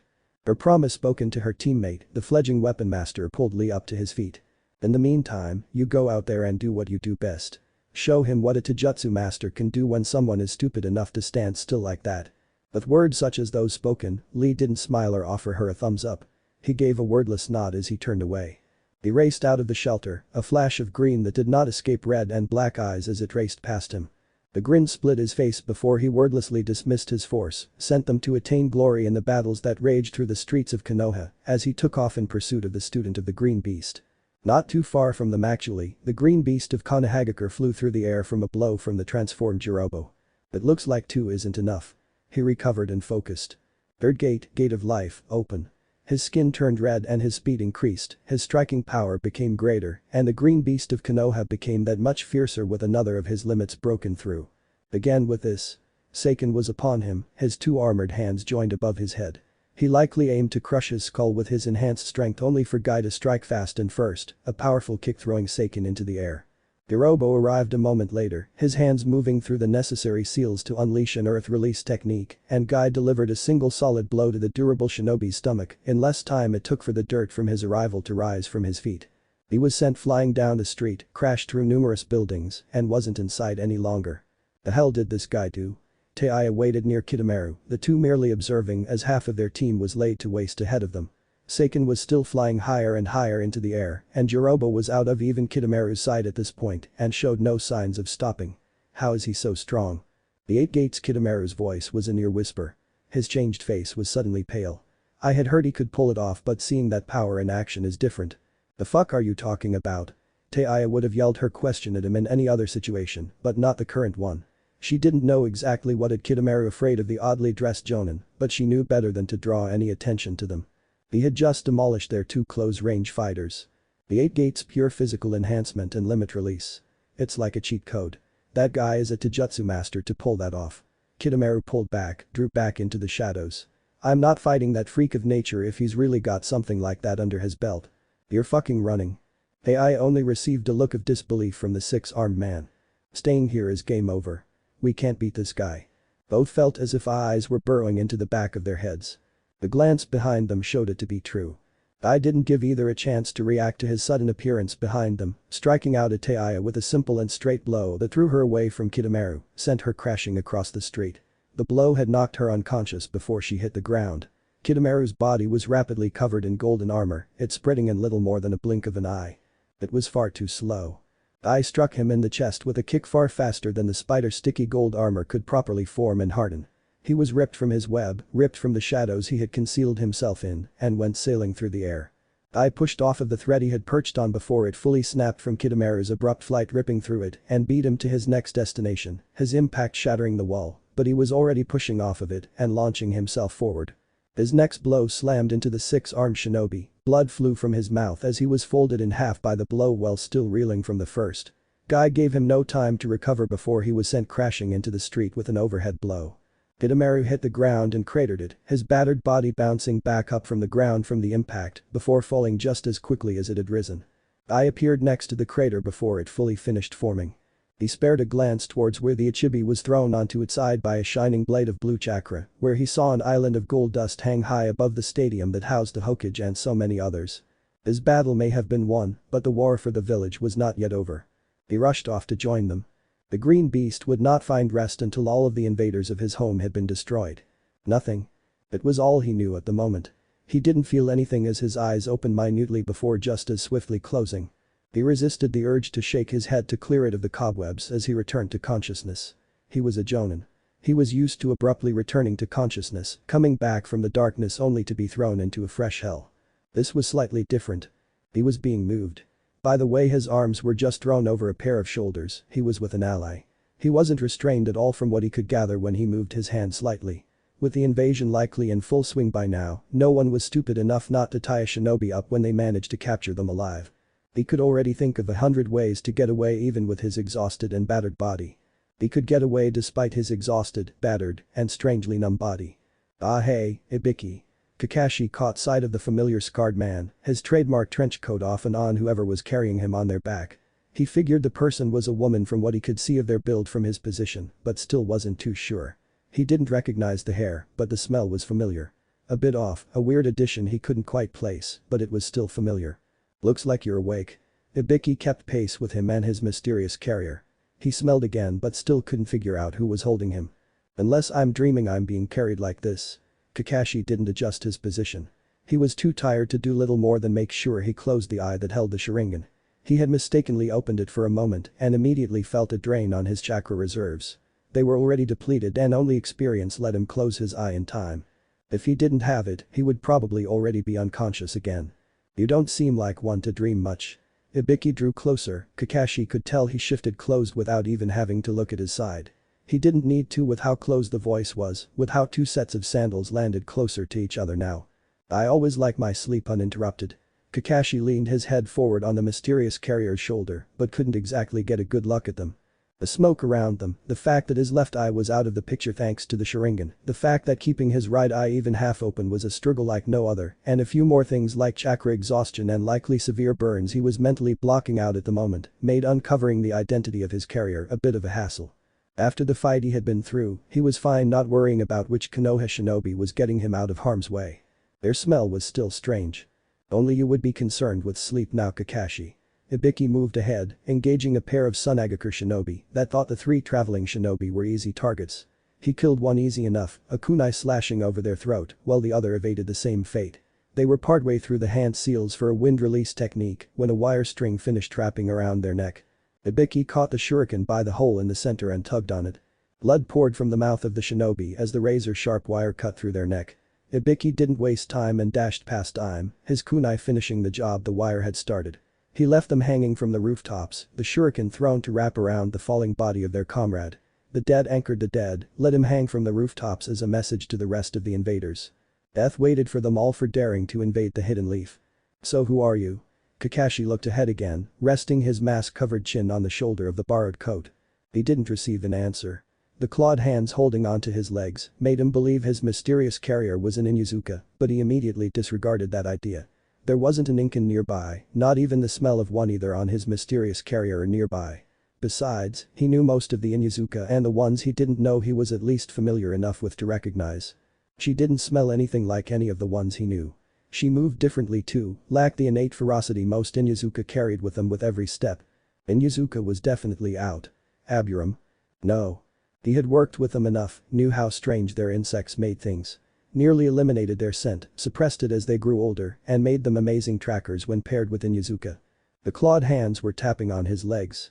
The taps were following a pattern that his tired mind took more than a few seconds to properly remember. It was Morse code actually. Pressure-based. Press. Tap. Press. Tap. C. Tap. Press. A. Press. Tap. N. Press. T. Press. T. Tap. Press. A. Tap. Press. Tap. Tap. L. Press. Tap. Tap. K. Sore throat then? That's a shame of a thing to have. Kakashi's question earned a nod from his mysterious carrier. Ibiki keeps lozenges in his right pocket. At least I think. It's either that or the antidote to some poisons. He's never really care whenever someone asks about it. The shoulders carrying him shook before tensing, and noise escaped the damaged throat that prevented them from speaking, and Kakashi had more information to go on. Her throat really was injured, enough to render her mute for likely the rest of the invasion, and likely cause pain even with limited sounds. He didn't feel an increase in her pulse from panic, couldn't find any of the telltale signs, so he wasn't being carried by some inexperienced rookie who thought losing her voice was some major setback.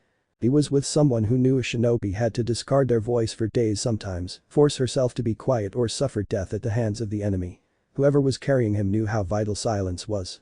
He could narrow down the list. He could further narrow down the list with one question. Who would Ibiki give his coat to? Anko, is that you? His question received a sharp nod. The tension building in his body ebbed away. He actually could relax on her back now. Anko could be trusted. She was more than strong enough to take down most of the shinobi they came across with one hand tied behind her back and blindfolded. Chiku. Everything came back to him. He remembered seeing her beaten by the two elders from Sunagakure, seeing her body being shredded in the vortex, and seeing the lethal poisons of the aged puppeteer sinking into her flesh. Anko was torn back and forth by the roaring vortex, her blood soon joining the poison, as she found it was impossible to avoid the countless weapons within the vortex. She narrowly avoided the multiple passes of the bladed puppets. She avoided being torn to shreds, but she could already feel the dozens of poisons now burning through her veins, her body going through a multitude of reactions, and the pain ripping apart her mind. She couldn't help but scream as she slammed into the ground, more poisoned weapons cutting into her as the vortex ended.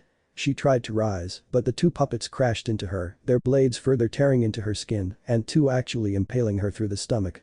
He remembered her saving his life, even when he was such a failure. She managed to save him, keep him from certain death when he had failed to see his opponent's growth. Shakutan. Guy, what the hell? She recoiled, pushing off of his arm and avoiding the leaping snake that emerged from his flak jacket. Kakashi's eye even widened at the sight of the deadly serpent that drew itself back into his collar. He hadn't sensed it just as much as Bakura had. Anko? Kakashi looked to the bleeding Takebetsu Jonin. He wouldn't hide or deny it, he was shocked at the level of skill she had. He had thought he had been aware of everything in the battle, forced to be to keep himself alive against a kunoichi as skilled as Bakura, but he was clearly wrong. The snake settled behind his collar and, even though he had just seen it, he didn't know it was there by his senses. Anko. Resolution entered his eye even as smoke drifted up from his collar, marking the disappearance of the snake. He needed to repay Anko for saving his life. He needed to save her life to make sure he could. He remembered failing to beat Bakura, failing to save her after she had done so much for him, saved him even when she was so close to death. Kakashi's abrupt movement, what may even become his last act, had made his body refuse any future command from him. He was lucky he could remain upright and not collapse. His broken arm made him wince, but he did his best to ignore it, focus on the battle he still had to win. His eye drifted to Anko. Anko? He needed to save her. He still had at least some time. At least he hoped he still had time. Anko? He didn't feel pain. Anko was here. The world was a bit too hazy. It was too unclear. He was dead. Even now Anko was helping trash like him, carrying the failure who couldn't keep a single promise. I'm sorry. It was all he could say, all he could say was how sorry he was for failing. He had failed another comrade, failed to save another friend. He has failed and he couldn't even bother with remembering them, visit the memorial stone every chance he could. He couldn't even ask her for forgiveness every day, ask her to. You're not dead. Ibiki pulled back at his side. He had seen Anko's eyes widen, figured what Kakashi had said. He was no doubt half delusional from the beating he had taken. Anko and her sudden fierce protectiveness over the unconscious shinobi had eased up enough to let the scarred man give Kakashi a minor injection, something to dull the pain he would certainly feel when he woke up. He had obviously overestimated the dosage because Kakashi wasn't feeling anything. He would definitely be wincing at least with how mangled his arm was, with the burns that covered his body from his battle with Bakura. His body was likely entirely numb. With how morbid Kakashi tended to be, he no doubt thought he had died during his fight. It wasn't exactly out of the box to think his clash with Bakura of the Scorch release had been too much for his body to handle with how he had ended up. It was a miracle he was still alive, that either of them had made it out of the fight alive. They hadn't exactly resorted to low-level ninjutsu. He had sensed the battle despite the power of the Ichibi washing over the stadium. The two had been trying to kill each other by going nearly all out from the start. He also knew Kakashi wouldn't believe him without proof. So he flung a senbon into his arm, directly inside of his one currently usable eye. He didn't react even if he saw it go in, pierce the skin. Ibiki snatched the needle out before Anko could move and see it at the sudden shift of Kakashi's weight. He was just fast enough to then throw it towards another Sunagakure shinobi approaching, making them grunt before a pair of shuriken from Anko finished him off, the strange chakra she had unleashed earlier wreathing the weapons in a purple glow. Ibiki steered clear of the purple snakes that ripped themselves out of the already falling corpse a second later. Anko had completely stopped to retaliate, and the snakes joined as one as they slithered across the air, unhindered by gravity or anything else that would keep the animal. It was an image of moving along the ground. Sound came from her broken throat, hisses that drew the snake to her. It wrapped around her extended hand before it simply faded from sight, Anko's body jolting upright as she was consumed in a dark aura for only a moment before it was gone. It also seemed that whatever had taken her over was gone. She blinked, and the purple glow that had taken hold of her eyes was gone. She was fully back and seemed confused about the purple aura of chakra around her hands, the raw power that was simply consuming her for the moment. It was gone and she tensed before beginning her run again with renewed energy. I really hope Jiraiya-sama knows how to fix this. It was all Ibiki could think as the transformed Anko easily caught up with him before slowing down again, lifting a now blue eyebrow in curiosity over what had just happened. Later. It was absolutely all he would sign to her no matter how long she stared him down. No matter how much her golden eyes began to shine with irritation at his secretiveness concerning the latest blackout of many. He still absolutely refused to tell her anything about what she did, why she kept seeing the snakes, kept feeling a massive surge in whatever power had replaced her chakra. She still glared at him, tried to demand an answer despite how she was forced into silence by how much pain any sound passed through her throat caused. He wouldn't even tell her why she had woken up unable to talk or looking like she did now. Looking like nothing but a monster. Later. She wanted to growl at him, but it would hurt too much. She settled for lifting one hand away from carrying Kakashi and flipping him off as she shot forward, putting some distance between the two of them as she tried to come up with her own solutions. So far she had nothing at all but she could figure it out. Back at the stadium that had once hosted the finals of the Chunin exams, Naruto cursed as the sand that made up his foe simply fell away, blew itself apart in a punishing sandstorm that would have shredded any other foe. The harsh grains would have torn the flesh from bone for any other foe. He was shielded by the red cloak that simply appeared, showed the might of a Caesar as he used chakra to keep himself grounded, even as he growled at the irritation the sand was. You do nothing but run and hide, you dog. He snarled those words as he pressed forward, one step after the other, as he searched for where the beast had hidden itself now. It had already forgone its massive size in favor of one more adept at hiding among the few buildings remaining around them, found even less reason to remain in a battle it had quickly learned it could not prove victorious in. He had tried to flush it out of hiding with sweeping strikes that plowed through all before them, ripped buildings apart in pursuit of his elusive prey, but it was hopeless. His foe had fled and it was beyond clear now. It had fled in the storm that was already ebbing away, showing itself for the smokescreen it had always been. Coward. He roared the word as the crimson shroud that had appeared fizzled out, dispersed itself as crimson wisps akin to flame. You run from me. He threw his arms out, demanded the battle he had long desired. You run from your Caesar. He received no answer from his foe, no cowardly attack that attempted to take him unaware from where his eyes did not look. He presented himself as the perfect target, beckoned all those who would do battle with him, the cowardly and courageous alike, but none came. His challenge was not answered by any foe, he was refused any battle worthy of his time. The few remaining lowly fighters fled at his challenge as the sandstorm was thrown apart to show him standing tall. The sound and sand shinobi that remained did not wish to fight Konoha's own monster, did not wish to fight a Caesar like himself, like the cowardly lot they truly were. His lips curled into a disgusted sneer as he saw them race away, run from their battles simply because of his presence. To think, my legion must prove itself to this world at last against the strength of such lowly cretins as these. He wanted nothing but for his glorious Orange Legion to face a foe worthy of its time, worthy of meeting the full strength of a Caesar such as himself and all those who bore arms in his name, but he could not have such a thing. He was denied such a thing because the cretins he did battle were just that. Cretins. Do none of you possess a shred of courage? Do none of you see the honor of falling to my blade, of falling to the blade of my glorious legion? He called out to them as he swung his arms out, enticed all who would seek to strike him to do so now. Are you all truly that soft of heart? Do none of you hold a shred of true conviction for the war you have sought to unleash? Seeing them run, seeing them flee from battle, it disgusted him. Chakra enshrouded his arm as he brought it before him, curled each finger back into a fist before splaying them out. You deserve nothing but to die screaming for such cowardice.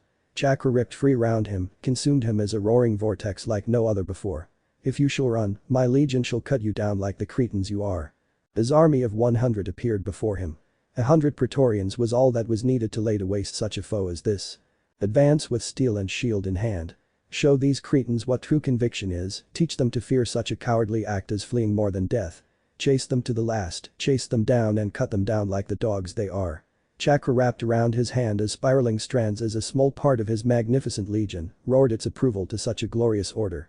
His red eyes shined like a wrathful inferno as he allowed the power to the seal to go free, to unleash itself at last. Go forth for your Caesar commands it. 100 red eyes gleamed with delight, 100 sets of fangs were bared to the world as the Praetorians lifted their arms, brought sword and shield together with a thunderous clang, and roared their loyalty to the order of their Caesar. Boo. Raw power made ever-increasing space become nothing. The blades of his legion bit into the backs of his foe, plunged through hearts and lungs. Blood coated the blades of his glorious legion, allowed them to purge the lands that would soon be his from the existence of such utter cowards as those that fled before him. Red eyes shined with glee as they laid to waste such fools, let them taste the death a coward deserved time and time again. They would not die without screaming out their repentance for such an act, to flee from their Caesar when he demanded battle. None would die until they had suffered death 1,000 times. Naruto watched as his Praetorians butchered those that had deemed their lives greater than their cause, and smiled. His rage abated as the screams reached him, as the ends all cowards deserved was rendered unto those before him by his glorious legion, by his ever-loyal Praetorians. Blue eyes returned in the blink of an eye and he dismissed his helmet and shield. He did not need them when battle was not to be waged. He needed naught but his blade to slaughter any fool who dared to come to him now. Legate, the foe I so eagerly awaited has fled from battle. He pressed a finger to his ear as he spoke. If you see that dog, inform me and I shall tear it apart for disrespecting its better in such a way. I shall keep my eyes peeled for such trash Caesar. Sasuke paused in his rush after the swift Rock Lee and the handful of legionnaires that followed him did the same. They all seemed to have heard what their Caesar had spoken, but it needed repeating as he turned to them. If any of you see Caesar's foe, inform me. The dog must still learn. Boo. They answered with the hilts of their blades striking their shields, grins upon their faces at a dog, knowing its place before the might of Caesar.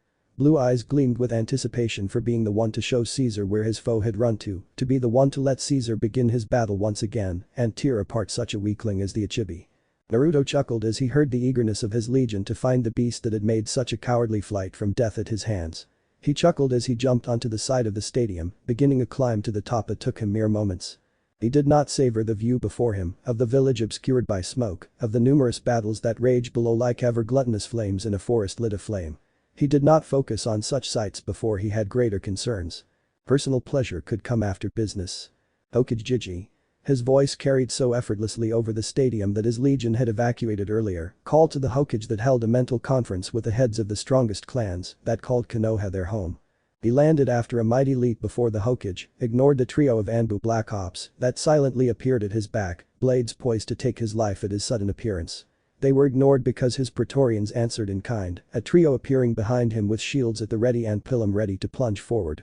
Naruto Hiruzen stared at the boy that had appeared before him as he rose from his crouch, took in his gleaming armor and his blue eyes that burned so fiercely with a light he had never seen in eyes so young, not where another had once burned so bright. The aged Hokage merely looked on at the ghost of the smile that left his face as he met his eyes, as he inclined his head ever so slightly as he did so. What he felt was discarded for now, tossed aside as he sought to preserve the village so many had already made the ultimate sacrifice for, that so many more waited for their only chance to give up all they had to see the tree leaves bud anew. Naruto cast his blue eyes to the feet of the Hokage, where two masked Anbu Black Ops held the Kazukiya's children in place. Ah, I see you have captured some of the spawn of the man responsible for all of this. Naruto's smile was a thing to fear as he looked down at the two captives. Fear they had once thought they held for only one was eclipsed by a new fear. The eyes that looked upon them promised suffering. Those sapphires promised to make them embrace the sweet nothing of the end. The empty eyes of the Anbu were warmer than those eyes. He looked away with a low chuckle as he saw the two genin press themselves away from him into the armor of the Anbu that would kill them without hesitation. They would be quick with rendering such a fate at least. Cold professionalism would embody such an act to replace the cruelty those eyes promised. The Caesar turned his eyes to the Hokage. It appears Konoha has been besieged. He could not help himself it seemed as he laid a hand on the hilt of his blade, let the other sweep out and encompass the village that burned around them, that was the scene of countless battles for the lives held within. The Chunin exams was chosen as the moment the enemies that have long laid so enviously in the shadows of the villages might have decided to reveal themselves, to show themselves for the cretins they are when they launched an attack to catch the village unaware. He brought his arm back in, brought it across his chest as a closed fist, as he offered a more honest bow this time, let it be noticeable as he dropped his head to the aged Hokage that held steel in his eyes even now. My legion is eager to slay these fools. It was the symbol the centurion of the 5th and the 6th had long awaited.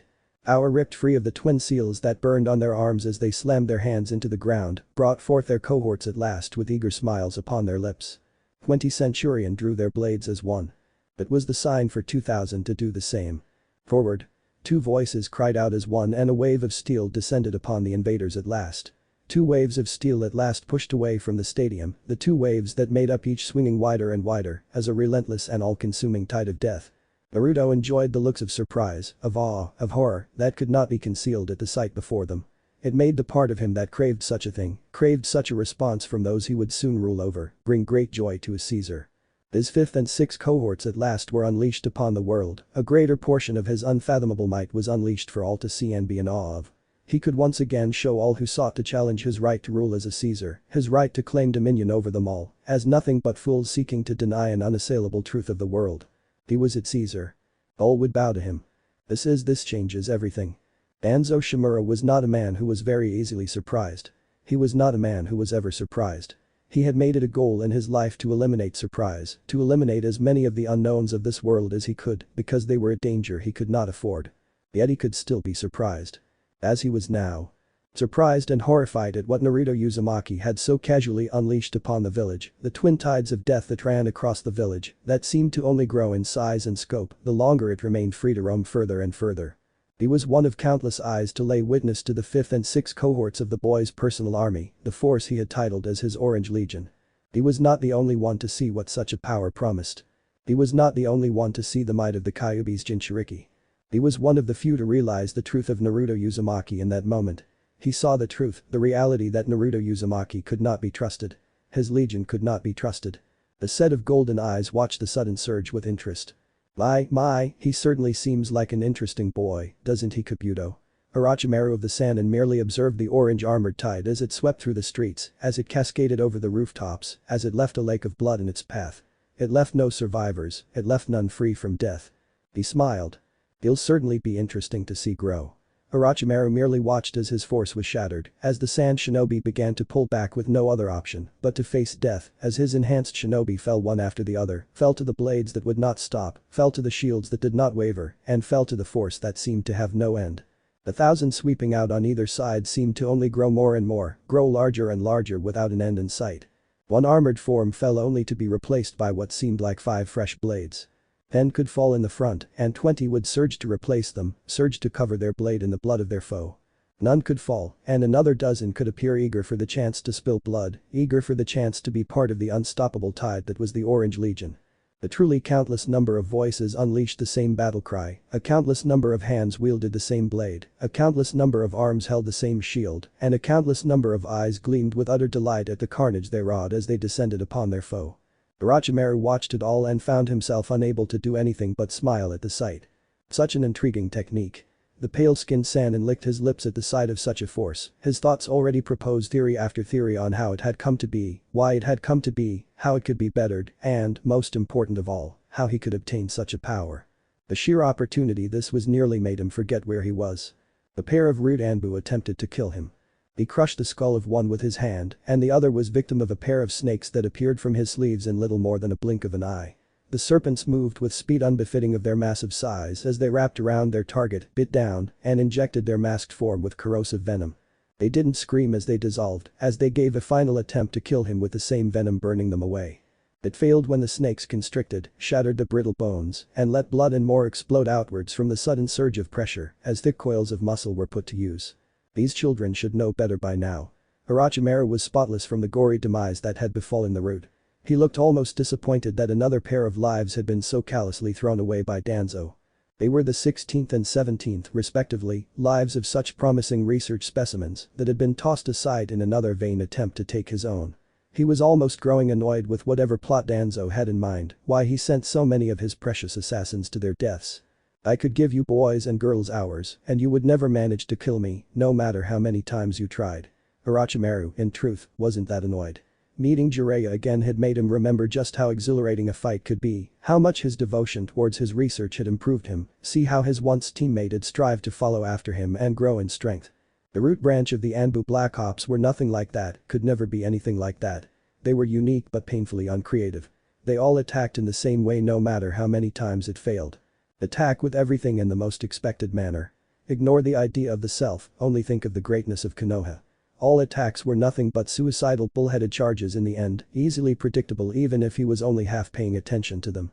He couldn't help but sigh at the waste. The fourth must have had an ancestor from the Kagaya clan. Dilution in the blood had made the rare trait much less prevalent, but he had seen the blades of bone sprout from her wrists with his own eyes. The ninth had a natural talent it seemed to wield two different nature transformations simultaneously. Kekkei Genkai eluded his grasps, but the control he showed was simply flawless. It was impressive even to him. The 13th had a wonderfully unique shadow technique. He would guess it was a kind of latent bloodline from the Nara, with their aptitude with them. His shadow had seemed to be more like a summon than a simple manipulation, something more akin to a doppelganger. Regardless of their unique traits, he had slain them all with as much effort as one would devote to dealing with a rat that had made the mistake of leaving its home of shadows for the ever so tempting allure of the light. You wouldn't like me to get annoyed either, Danzo-san. I might feel the need to destroy that entire place of yours because of that. Reveal all your little secrets while I'm at it to all the fools above your head. He knew the old man watched him. He knew the telescope technique just as much as Hiruzen, had likely mastered it to a similar extent. And he did not waste time observing academy students with it. His threat should be clear to the elder. The underground facility could so easily be utterly destroyed, but it could just as easily be revealed to all those who unknowingly traveled above. It could be revealed and all of its secrets, all of the darkness that thrived where light could so seldom reach, would be revealed in all of its dark glory. It would destroy the man far better than killing or maiming him ever would. It would destroy his silent legacy that he had strived to keep hidden away in the shadows of their world. If it was revealed, if the secrets that laid within the darkness were ever uncovered, it would destroy everything he had worked for. All the evil he had done to protect the village would be known. He would be given a legacy, the thing he strived to avoid. He strived to forever be the shadows that laid within darkness itself, had so painstakingly found and molded the shadows he'd dwelled in into an all-consuming abyss none could fathom the depth of. He had laid seeds in too many shadows, let his particular darkness spread throughout the world. He had envisioned a silent legacy. If he let his agents continue their uninspired attempts on his life, Orochimaru would make sure everyone knew the name Danzo Shimura. Everyone would know it in all of his work, everything he had done, and then the Sannin could simply observe as he was torn apart by a rabid public. The public image was such a pain to maintain, something he never strived for in the past or the present. Should you really be so unconcerned about this, Orochimaru-sama? Kabuto observed the tide of steel with the pale-skinned man, taking in as much as he could of the information before him as he adjusted his ever-present glasses. The boy is single-handedly ruining your invasion, ruining your chances to kill Hiruzen Sarutobi. Oh, I won't be killing the old man today. Orochimaru continued to observe, note how the rude Anbu at last withdrew from their multitude of hiding locations. It seemed Shimura would not risk all he had being exposed. Not now at least. After running into Jiraiya-kun, it'll be a waste of time to bother with fighting Hiruzen. I need to be at my best when I kill him. His golden eyes drifted to the man that held himself high above the village, that silently watched on as his children were held by the third Hokage of Konohagakure. Besides, Rasa-kun was a bit too eager with all of this. He ruined my chance to kill that old man at his best when he decided to pull his little trick earlier. Do you regret not killing him then, Lord Orochimaru? Kabuto asked the obvious question, and 1/3 of the Sannin found it in himself to simply laugh. Of course not. His little stunt with the daimyo, his battle with Hiruzen, and what he's done with the Ichibi is enough for now. Despite stealing the pleasure of killing my old teacher at full strength from me, it'll almost make up for it to see what he'll do now that the Hokage has his children. What will happen now with the Ichibi gone? It's all too amusing for me to bother with regretting not killing him like I thought about. Orochimaru's grin widened, spread across his face as he took in the state of his once home. Chaos reigned. The shinobi of Konoha rallied with the tide of steel, pushed with it to slay the invaders once and for all. The tide grew, green added to orange. It was impressive to see, a display of the power of the so-called will of fire of the hidden leaf. Hope had seemingly been ignited within the shinobi of Konoha, despite their strongest still being so far away, despite the clan so jealously preserving their manpower for their heirs. The shinobi of lower status were sent out first, sent out to die and become nothing but a name on a wall. They would keep dying, but their belief in victory had been ignited. They forgot their place as cannon fodder and instead seemed to believe they were accomplishing something great as they pushed back against the invaders. None of them seemed to notice that the tide of steel continued to grow, continued to sweep out wider and wider, but did not thin. It did not thicken, but it did not find itself stretched thin, it could not overreach itself with so many a part of it. None noticed how 2,000 blades so swiftly became so much more. You'll certainly be an interesting one, Naruto-kun. I can't wait to see how you grow, what you really become with so much power in your hands. This boy is certainly going to cause changes to any plans you had for the invasion, Orochimaru-sama. Kabuto made a rather accurate observation from where the two resided within the village, able to see so much of the chaos that Naruto's army was spreading with such ease. He's certainly a powerful asset for Konoha to have so readily available. Those clones of his are like nothing I've seen on any mission. Not even some of the stronger Kekkei Genkai I've seen can come close to power like this. Don't attempt to compare such simple things with what's in front of you now, Kabuto. Orochimaru's eyes gleamed with a thirst for knowledge, a lust for it that knew nothing of the things known as boundaries born from ethics or morals. No restrictions were worth every being deprived of the answers he sought all his life. This technique is nothing like some Kekkei Genkai, it's far too simple a term to explain what this boy has done. Are you saying you believe what those reports talked about, Lord Orochimaru? Kabuto seemed actually shocked as he turned to the pale-skinned shinobi in full disbelief covering his face as he stared at the shinobi that had earned the epithet the Snake Sage during the Second Shinobi World War and had so swiftly become his mentor in many fields. He was not speaking lightly when he considered Orochimaru one of the smartest, if not the smartest, shinobi to ever live past or present. For him to buy into the insanity in the report was outrageous. It was complete insanity, and everyone seemed to want to believe his overpowered shadow clone technique was something it wasn't. Of course I don't, Kabuto-kun. Orochimaru laughed at the mere thought of it. These fools are too narrow-minded to even begin to understand what that boy's done. I only agree with what they've called it. Delight came to his golden eyes, and his smile widened. A Kekemura is the only way to classify such a unique ability. Lord Orochimaru. It's just some ridiculous clone technique. That stupid brat just overcharged some shadow clones with the power of the 9 tails. Kabuto was not exactly thinking clearly.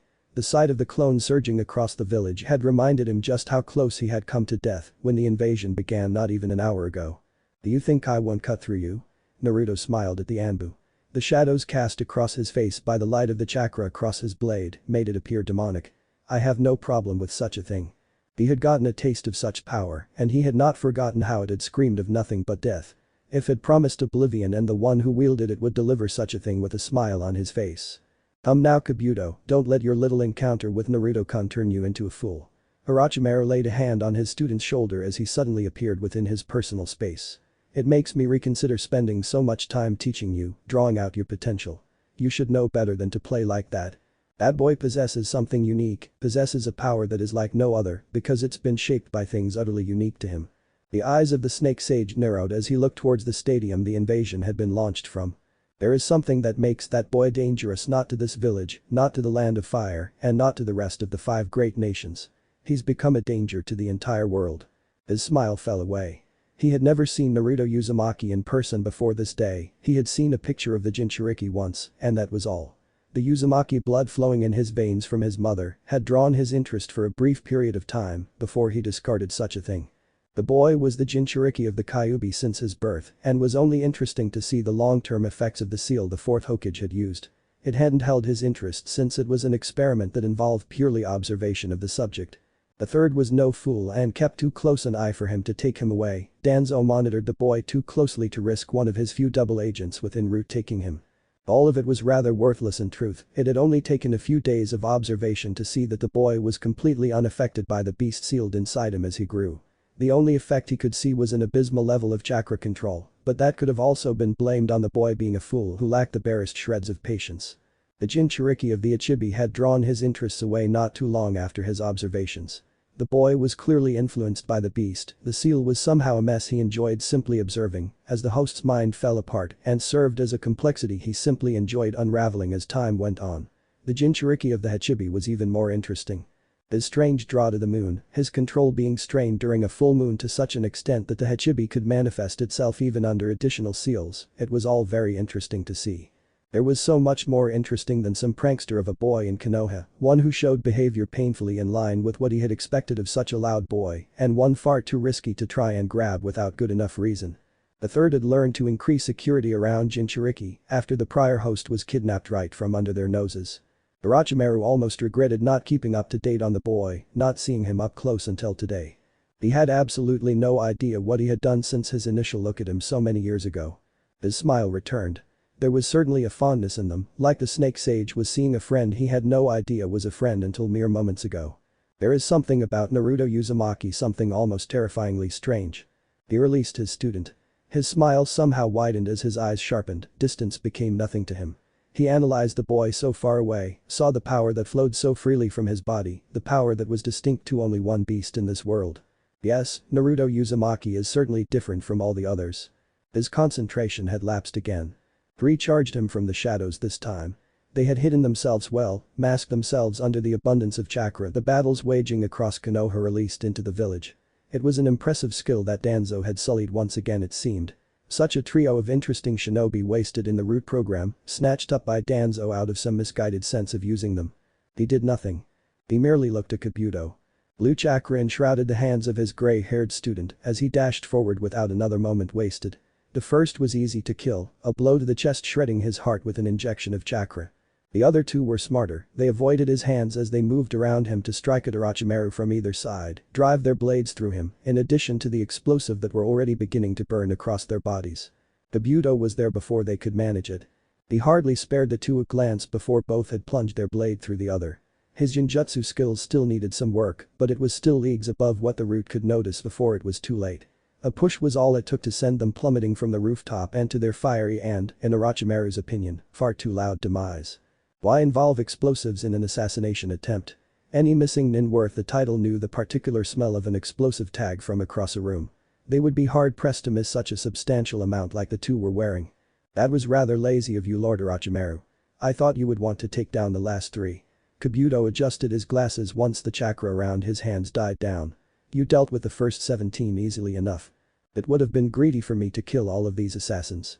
Orochimaru turned his attention away from the far-off Naruto Uzumaki. His attention was shifted elsewhere for the moment, where the Toad boss, Gamabunta, so effortlessly dealt with a trio of his summons. It seems Jiraiya-kun couldn't leave well enough alone. He summoned some of his toads to aid the village. Gamabunta. Amakin. Gamahiro. All three were some of the most deadly warriors that resided on Mount Myaboku. It seems like he's not going to waste any time when it comes to this village. He cherishes it far too much to not overreact. Orochimaru observed Gamabunta for a moment longer, his tanto clashing with the razor-sharp fangs of one of the serpents, for only a moment before both pulled away. He turned his eyes away from such a sight and towards the main gate of Konoha. It remained a bloodbath. Sound and Sand shinobi refused to cease their assault to gain ground, just as much as the Leaf shinobi refused to give them ground and continued to provide an admirable defense. It was a stalemate growing bloodier and bloodier that would draw to a close rather soon.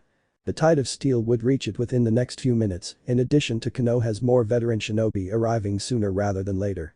Both would make sure that the invaders would be forced to pull out of the village, use another foothold or risk complete destruction at the hands of shinobi they faced. Yes, things had swiftly turned against the invaders, it seemed. The plan had truthfully gone into disarray when the plan to unleash the Ichibi sealed inside Gaara was ruined when the beast had decided to run from Naruto Uzumaki than fight. The Kazekage could not kill the Hokage in battle, and even now he remained locked in a stalemate with the elderly Hokage with his children held by Konoha. And nearly the entirety of the Sound and Sand shinobi that had laid in wait in the stadium had now either been killed or fled out to the streets. And, if he wasn't mistaken at the power in the air, Mido Gai had opened more than a few of the 8 gates. The Sound Four were rather soundly trounced by such a fearsome display of strength from the powerful Jonin. One who could rival Kakashi Haddock would be anything but weak after all. He required tremendous talent to match the natural genius of the Sharingan user after all. Yes, things were very much against the invading force now. Far too much for many, even the most deluded and fanatical of shinobi, to even bother with thinking of victory. Survival would likely take root in their minds eventually and force them to flee or face the inevitability of death. It was lucky that Orochimaru had planned for such a thing. He knew any attack on the village would gain only momentary success at best, a brief accomplishment before the more veteran and powerful shinobi of Konoha attacked the invaders and decimated them. He had once been a key figure in those strategies, his presence alone enough to strike fear and terror into the hearts of many shinobi. His prowess on the battlefield had made him a living legend, a deadly combatant with few equals. He knew this was the outcome of any invasion. He knew and had been ready. He would never had played his hand in orchestrating all of this if he wasn't rather certain of his inevitable success in it. It would be a tremendous waste of time and resources if failure was even an option. He knew the defenses of the village, knew the strength Konoha possessed, and would never have attacked if he was not certain of its destruction. If not that, the carnage he planned to impart upon his once home would at least cripple the village. The scavengers lying in wait could do the rest for him. He could relax and observe the chaos the world was plunged to, a disorder that simply bred more research opportunities. Stress was good for exposing hidden talents he would gladly take and grow into something useful. This invasion is going so poorly for us, Kabuto. The snake sage chuckled. It'll only be that much better when I see how they react to my newest experiments. Should I go get them ready then, Lord Orochimaru? Kabuto asked a question he did not need to. Lady Chiyo should have placed the seal as I requested. Orochimaru slowly formed the needed hand signs. He relished the destruction he would soon unleash on the village, the chance to show his superiority to Hiruzen, to Jiraiya, to them all at last. If she failed, I'm sure she won't be missed in whatever Sunagakure becomes after this disaster is over with. He finished, he could feel the chakra he had molded resonate with the seal so far away. He smiled. Release. The world seemed too still for a moment with the shout. The seal far away burned with a malicious power. It blazed with a corrupted power. It erupted with raw fury. And that marks the end of the 7th part of the story. If you guys made it this far and want more contents like this, comment down below to let me know. Thanks for sticking out till the end. I would gladly appreciate every likes, comments and subscribes I could get on the series. It only takes a minute, and best of all, you can show your support for absolutely no cost. See you in the next one.